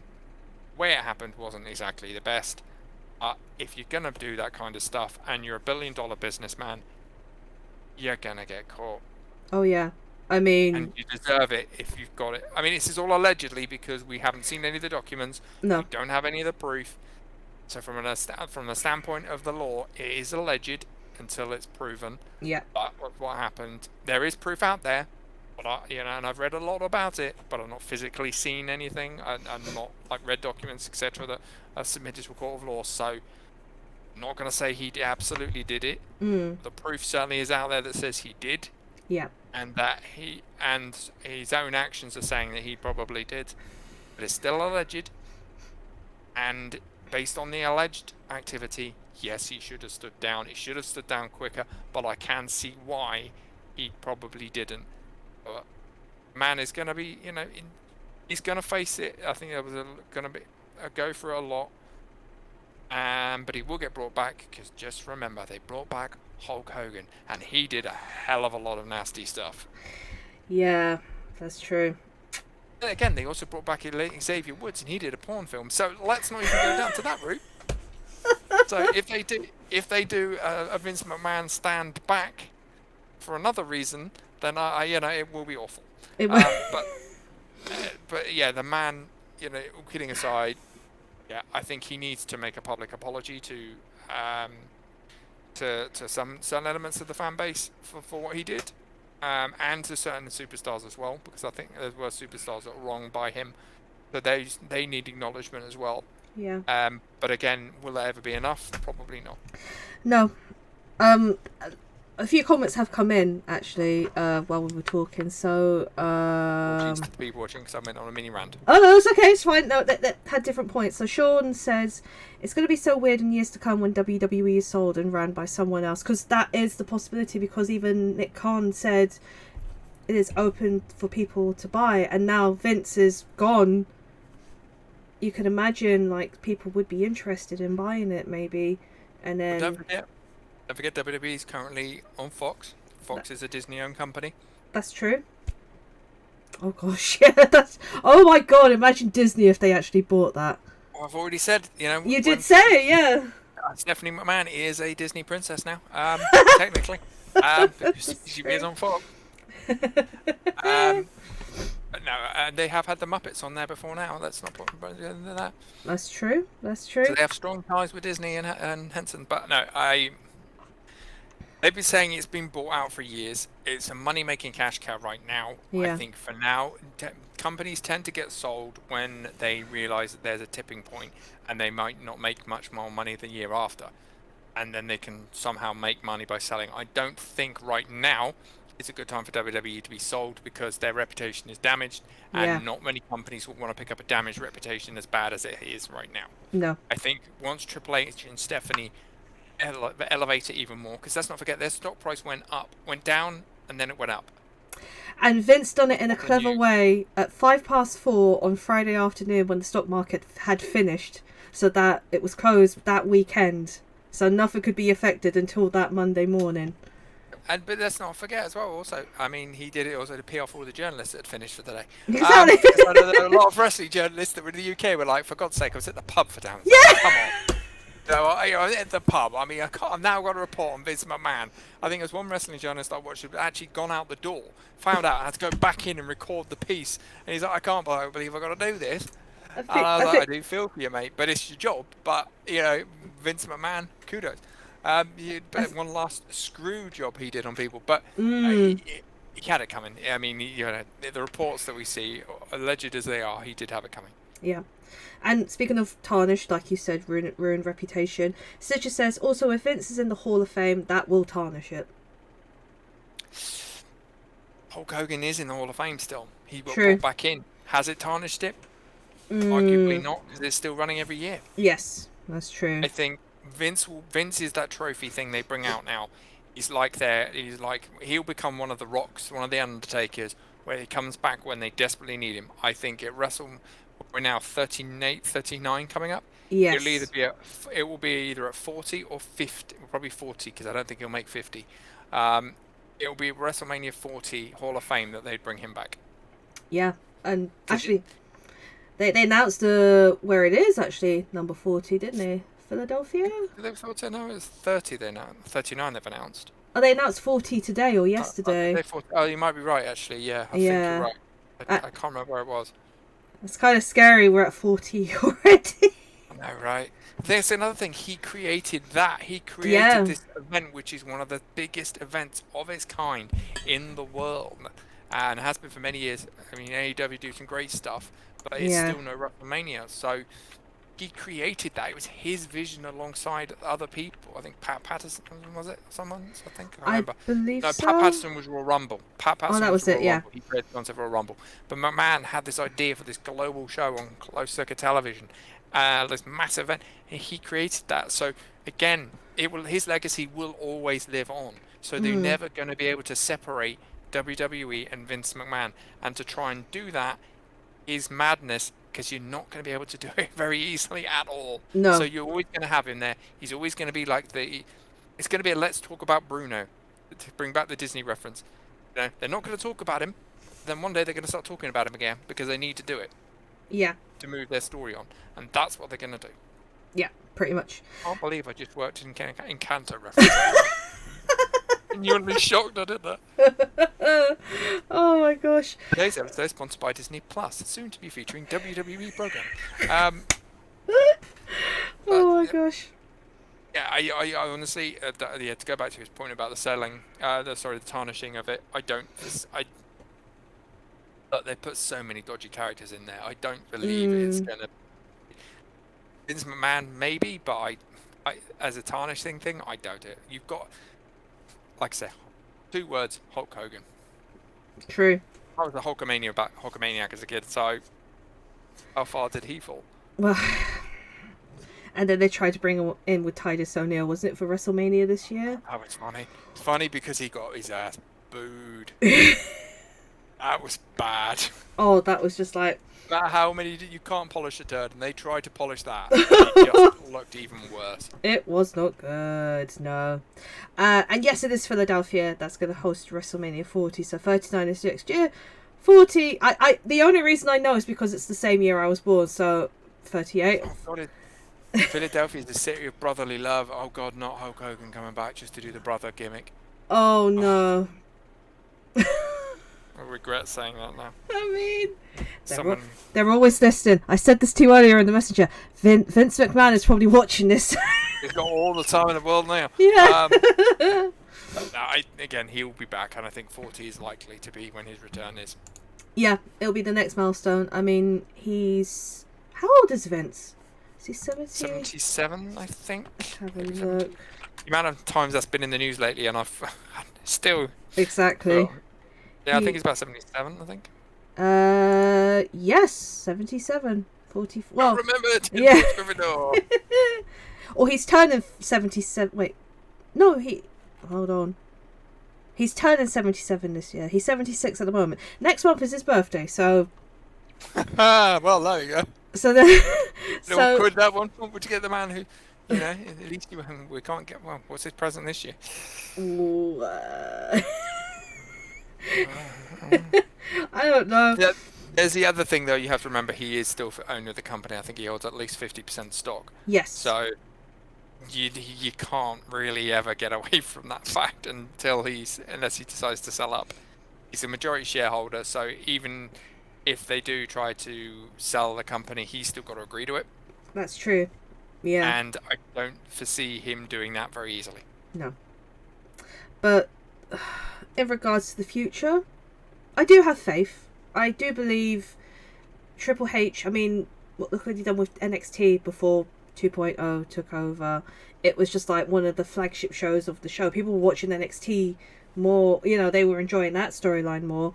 And, good night, Spriteling. Thank you for joining the stream. Thank you. Hi, Spriteling. Thank you too. Thank you to you. I do have faith. I have a feeling there will be teething problems because obviously people will be always comparing to. So, I mean, like I said earlier on, people were saying how there was tiny changes in Raw. We don't know what SmackDown's going to happen. But then people will be like, well, it's the same show every week. But it's just like, but it's going to have to grow. It's going to be a slow burner, I believe. It's not going to be an overnight thing. And people will probably be like I said, the audience can turn very quickly on people, so they'll be like, oh no, this is rubbish, Triple H can't do this, Nick can't, Stephanie can't, and it's just like, give it time, Let's be fair, the buck doesn't... Triple H right now is the one that has the majority of the creative control, and he's the one realistically... Stephanie and Nick are just going to be doing other bits, I think. I Yeah. think, and repairing damage. That's what I think their job is as co-CEOs will be for a while. It's repair any external damage, Yeah. go and do what they can with that. Triple H is going to be responsible for the actual product, what we see on a weekly basis. He has the added advantage of he's got a strong reputation from when he ran NXT. Look at that example of the time they all stranded in Saudi and NXT people were coming to do Smackdown. That drew amazing numbers. The numbers for that were phenomenal because people knew, oh my god, it's Triple H. This product is going to be good, and it was. Let's not argue. It was a great night of entertainment that week on SmackDown. So I think you're right. It's not going to happen overnight. Triple H has got to think about his legacy. He's going to think about what he can do. He's also got like how many years to undo stuff. Yeah. He's got a lot of storylines that are running that he's got to find ways to wind down. He's got he's got athletes that may not be in positions that he wanted them to be in, that he's got to try and find ways to either elevate or try to keep them on a steady paid thing. He may not agree with some of the superstars they built. He's got to find a way to undo that. Sasha Banks and Naomi are two great examples. If he has high hopes for them, he's got to find a way to bridge that gap and find a way to bring them back. If there's any man that can do it, it's going to be him. Yeah. I think him and Sasha Banks may have had a good relationship anyway because she's NXT. So, and he was he did elevate her in her early years. So, I think that stands a very distinct possibility of bringing her back into the fold more if she's not already unsigned. But yeah, you're right. It's not an overnight thing. People have to stop getting it out of have to get it out of their head that this is going to happen overnight. That everybody's going to tune in next week on Friday Night SmackDown, and it's going to be the amazing show, and Raw as well. It's going to be this amazing Triple H branded show. The man's got a lot to do. Yep. And also, he's only one man. He's going to bring his creative team around him. He's probably going to. He needs to as well. The other thing he needs to do is there's a lot of still people that were in Vince's core inner circle there. Yeah. So he's got to try and find a way to see how they fit into his vision, and if they don't, he's likely to be the man that's going to say, look, we're going to put you out to pasture here. Sorry, bye. Yeah. I think that would be a good thing for him to do. I think bring in some good creative talent that are not TV writers. They need to be sports entertainment writers. They need to understand how a WWE works. They need to understand WWE's audience. Otherwise, it will fail. But like we say, it's Triple H. I have faith. I am fully looking forward to seeing what he does. I think him and Stephanie right now are going to be the ones that, alongside Nick Khan, they are the right people to bring WWE out of this situation, and that is why they were chosen. I don't think if they'd have just named Nick Khan as CEO on his own, I don't think that would have been enough. No, the way they did it was a very, very sweet move, and I think it was a very good strategic move, which I would not be surprised if a certain other man had a hand in that. Well, I think he was brought up at some point, but apparently him and Steph... No, I'm not talking Shane, I'm talking about Vince. I think Vince had a hand in the selection, if I'm honest. I'd be very surprised if he didn't. Shane's pretty much gone. After his Royal Rumble performance, that's what he did at the Rumble. Bye-bye. Yeah, pretty much. No, I agree. I think Vince knew. He had a feeling in regards, especially with the success of NXT, he knew that's it. Triple H, he's the one who, But then Nick Khan came in and was obviously earmarked to take over, but I think there's been a whole realization of the fact that there's so much damage being done right now. Yeah. You need reliable people to bring you through damage. You need people that you know you can fall back on and that people are going to be excited about because you've got stock price to care about. And that's where you need to be focused on. Your shareholders are going to be really angry if you start dicking around. Yeah, because like you said, this is a business at the end of the day. So... And a profitable one at that. Yeah. I think they do... $1 billion plus. They do think money, but also they have to think of entertainment. There's kind of balance in the books. Unfortunately, it kind of has been more money more than entertainment, but hopefully they will start to even it out as time goes on. So if anyone has any more questions, we're going to wrap up very soon because we both have stuff to do because you're going to be very busy this weekend, aren't you? I am indeed. Nice, and thanks for the segue. MegaCon in Manchester. Don't forget you can pop along. Like some of the guests we've got there the weekend, some good guests from Red Dwarf, Ruby, the TV show, the anime. Sorry if you're a fan of that. They're going to be there. We've got some of the main cast from that. Red Dwarf is there. Doctor Who, a whole load of great people. It's in Manchester, Manchester Central, in the heart of Manchester, if you can get to it. And tickets are on the website. and yeah, pop along for a day if you want, or pop along for both and have a good old laugh. If you like your cosplaying, I have seen WWE cosplayers before now, some really good ones as well. So yeah, pop along. Hopefully, yeah, should be a good weekend. And you'll be hosting as well? I will be in the stage area all weekend from 11 a.m. on both days, I believe it is. So maybe 12 on Sunday, I think. So yeah, it's going to be a good bit of fun. The event opens around about 9-10 o'clock, so get yourself on down. Closes about 5-6 o'clock, so should be fun. Lots of good stuff to look at, lots of great vendors from all sorts of different comic book artists as well, to Tokyo Toys, to all sorts of different and exciting things, some Stranger Things related stuff, Funko Pop are there as well. So yeah, you could even probably grab some good WWE Funkos. A good friend of ours has just commented, the Shal, hope all goes well for you at MegaCon. Who's that? Shalamar. Oh, hello Shalamar. The Shal, he who shall not be named. And Matty says, Ruby, nice, been enjoying the new anime reboot. I have not watched the anime reboot, actually. I've only just got Crunchyroll, and I've been trying to get on to watch that one. But yes, and the dub is by the dub cast from the TV show as well. So brilliant! That's pretty cool. Yeah, they've dubbed it. I think it's always going to be the case. So it'd have to be. Because it wouldn't sell in the US market if it didn't. So for my money, I think it's a good shout. I'm looking forward to kind of catch up on that. I still need to catch up on the Spy Family. It's been such a while since I watched Crunchyroll. Right. So much there's something good anime on it. But that's a whole other podcast. Yeah. But yeah, what was I going to say about Ruby? Because Ruby as well, they've got the Justice League movie crossover due next year as part of their anniversary. I think it's their anniversary next year. Yeah, they're doing an animated movie with the Justice League and Ruby characters. So that's going to be cool. I think that's based on a comic, if I'm right. But they've had some kind of crossovers before. But yeah, that's going to be really interesting to see how that one pans out. It was announced, I believe, just before Comic-Con San Diego. So that'll be good. Yeah, I mean, I watched Ruby up until like season 3 and then stopped. I should carry it on, but I probably will give the anime a watch. I think the trouble is, I think it's now gone by. It used to be on Netflix for a while, and then it's kind of moved off Netflix. So it's kind of, you have to go on to I think it's still one you have to buy to watch on a different platform. So fair enough. And right now, cost of living, I don't have enough. I've got too many streaming services to keep up with. No. Seen a fair few of Ruby though, and I enjoyed what I saw. I mean, it had some really interesting concepts. I enjoyed the execution of it. I thought it was a unique drawing style. So I'm looking forward to seeing how the anime version pans out, because again, it's going to be a newish style for Ruby, and I'm looking forward to seeing how they go with that, especially to see how it does with the Japanese audience. Matty says that anime is being plotted by Jen Uraboshi, so I don't know actually what else he's done, because my mind has just gone.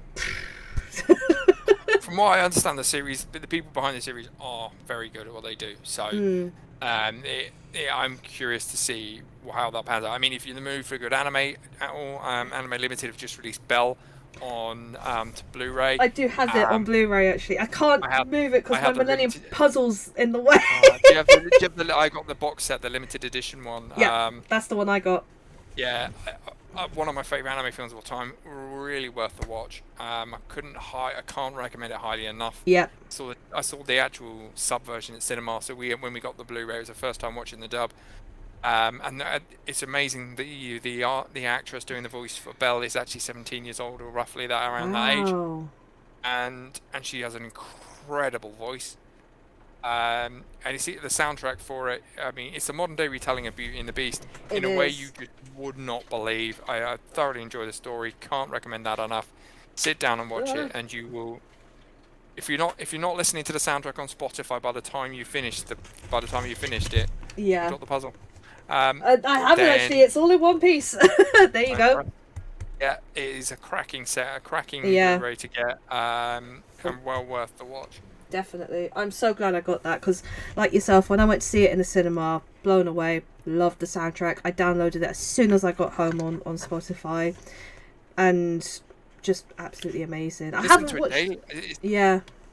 It's on my Spotify playlist. It comes up every day, and I'm not tired of it yet. I've heard it probably hundreds of times by now, and I'm still not tired of it. It's really good. Yeah. And that's the sign of a great thing. And the fact that the composer worked with the English, when they did the conversion from English to Japanese for the vocals and the soundtrack, Yeah. composers worked with the.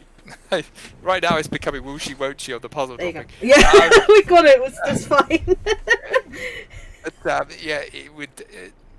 I think that we've gone off on tangent here, but Yeah. the fact that the composers worked with the English talent for the singing and the translation of that one over from one to the other Yeah. was phenomenal, and it really does show, because it's just on like, I recommend watching it. Buy it on Blu-ray. I think it's around about £15-16 on Blu-ray right now on places like HMV, and also on Anime Limited's website. It's thoroughly enjoyable. So if you're looking for a good evening in and good video and a good one, it's funny, when we watched it, it was during the sort of like when the heat wave was just about dissipating away one weekend, and we had the doors open, we had the music up blasting, so God knows what our neighbours thought. Like, But it was great. I'll go out and buy that tomorrow, probably. Yeah, they're like, oh, what are you watching? To answer what we asked before, Jen Uraboshi, Madoka Magica. That makes sense. Yeah, okay, that makes sense. And also, Fate Zero and Thunderbolt Fantasy. I don't know Thunderbolt Fantasy, but I know Fate Zero, definitely. Yeah, I can say it's in good hands. Is the best thing we can say. It's not. Yeah. It's not gone. But then again, a lot of Japanese anime studios now are very good anyway. So True. But yeah, I'm curious to sit down and actually watch an episode or two of that when I get a moment. But it's going to be good to see the cast at MegaCon this weekend, and you can, like I say, tickets still available. Pop on down, say hello. You can come up on the stage and say, "Oh, I saw you on Harriet's Harriet's Twitch stream." I do need to go to MegaCon at some point. I unfortunately I've got like 2 days of annual leave left for the rest of this year, so and one of them I have to use for a weekend away, which for my brother's wedding. So apart from that, I can't really make it, but I'll try and make it at some point next year for sure. Cause it'd be good to see you again in a I con, know, I know, it's been a while.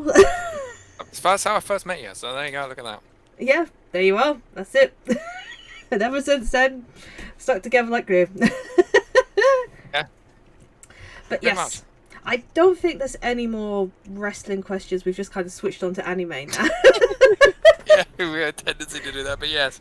The Shell says, yeah, hopefully we'll make it to MegaCon next year. And another person who I really want to see again, who I have not seen in a long time.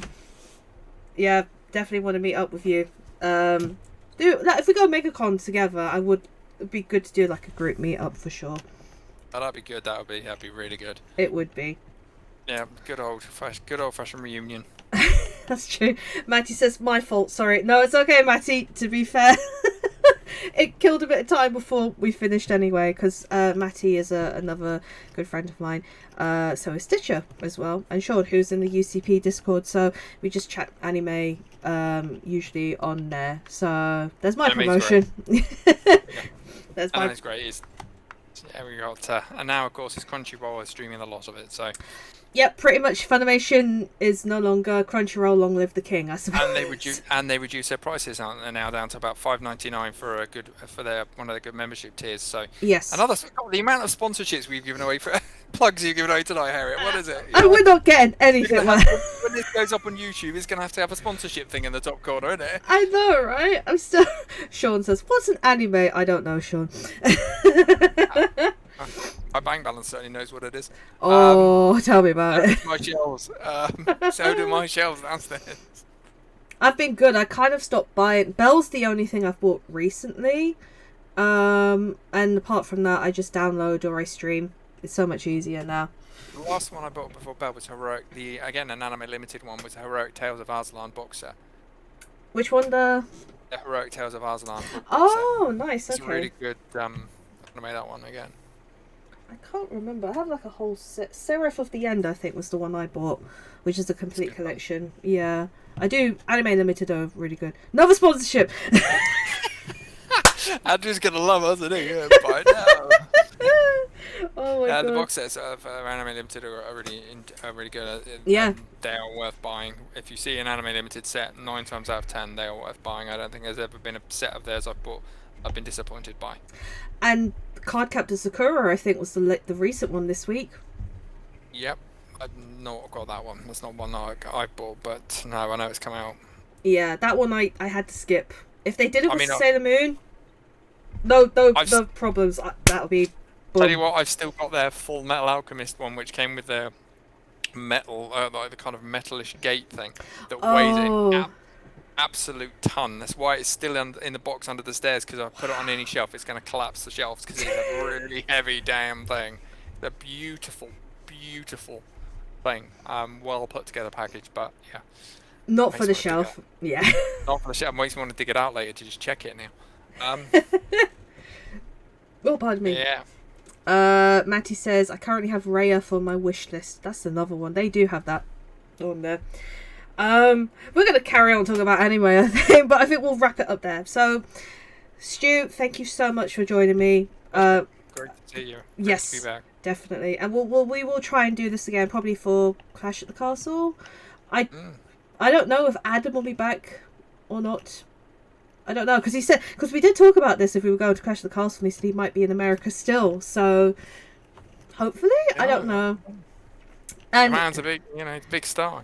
He is. He's going to be in MasterChef very soon. So is that public knowledge yet? Yes, it is public knowledge. He's on Celebrity MasterChef coming up. Well, I know we talked about it before, but I didn't know it was public knowledge yet. Yeah, it's just like no, we did a Mattel there.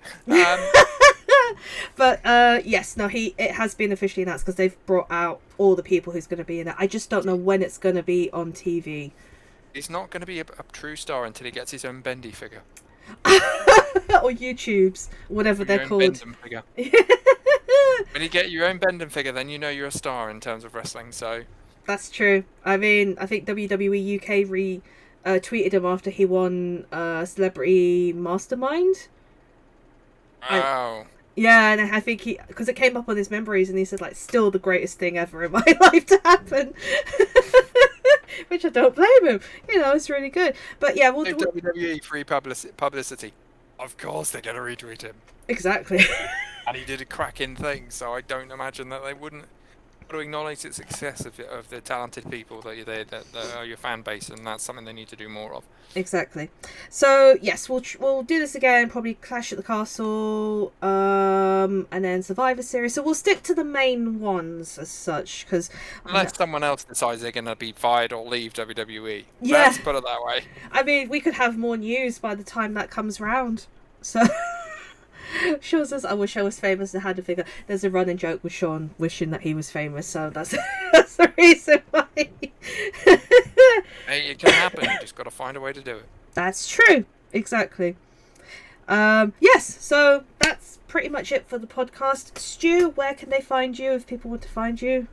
Search me on Instagram, Stuart Claw. Twitter, the same. Search me on YouTube, the same. Stuart Claw on YouTube. You'll probably see a lot of con videos from me doing panels on there. So yeah, just have a search for that. And there's also some wrestling stuff I've done. So you can search when you search them on YouTube, you might pick up my stuff that I've done, like with the Warrior and everything else like that. I was also, claim to fame that they used one of my clips in some what was it they used it in recently? Dark Side of the Ring. Dark Side of the Ring, yeah. So that was used in that. So yeah, you know. Lucky. So yeah, I've been very lucky but very gracious. So yeah, find me on YouTube, Instagram and Twitter. There you are. And I'll be back next week, back to streaming games, because it won't be a boiling room. Because I couldn't even turn on the TV in this room when it was the heat wave. So hopefully I think weather's back to normal, so we'll be back to playing Klonoa. And also Thursday, Mario Kart new tracks are out. So I'm going to try and do like a group, if people want to join in and do a group stream or join in. Oh, I have a Switch and Mario Kart. I don't need apparently I don't need to have the new tracks downloaded to play them, so I think as long as someone does, then that's fine. So almost invite me. I can't promise you'd win, but can't promise. So I will as long as things are working fine, I will get a tweet out on the Thursday. I mean, all my details are up there on the screen, so if you want to follow that. Follow, subscribe. Yes. Do all that stuff. That's true. They should be doing that to you, Harriet. and on the other channel, the red channel. Yes, I do have a new video, another rewatch reaction up tomorrow at 8 o'clock, and this video will be going up probably on Saturday. So if people missed it and they want to watch it again, they can. I don't have a podcast yet. Working on it on something, hopefully in the future, of another project. Hopefully, if I can get the ball rolling. So yes, thank you all so much for watching. So have a wonderful evening. Stay safe. Have a great weekend. Stay sane. Stay sane. Enjoy SummerSlam, enjoy MegaCon, enjoy anime, enjoy everything. As I like to say, stay safe, stay sane, and don't get cancelled. Yes, that's yeah, because we could end up talking about it on this stream. Yes, exactly. So I'm just gonna end the stream. I'm not gonna have an outro. So yes, take care, everyone, and I shall see you next week. See you later. Bye.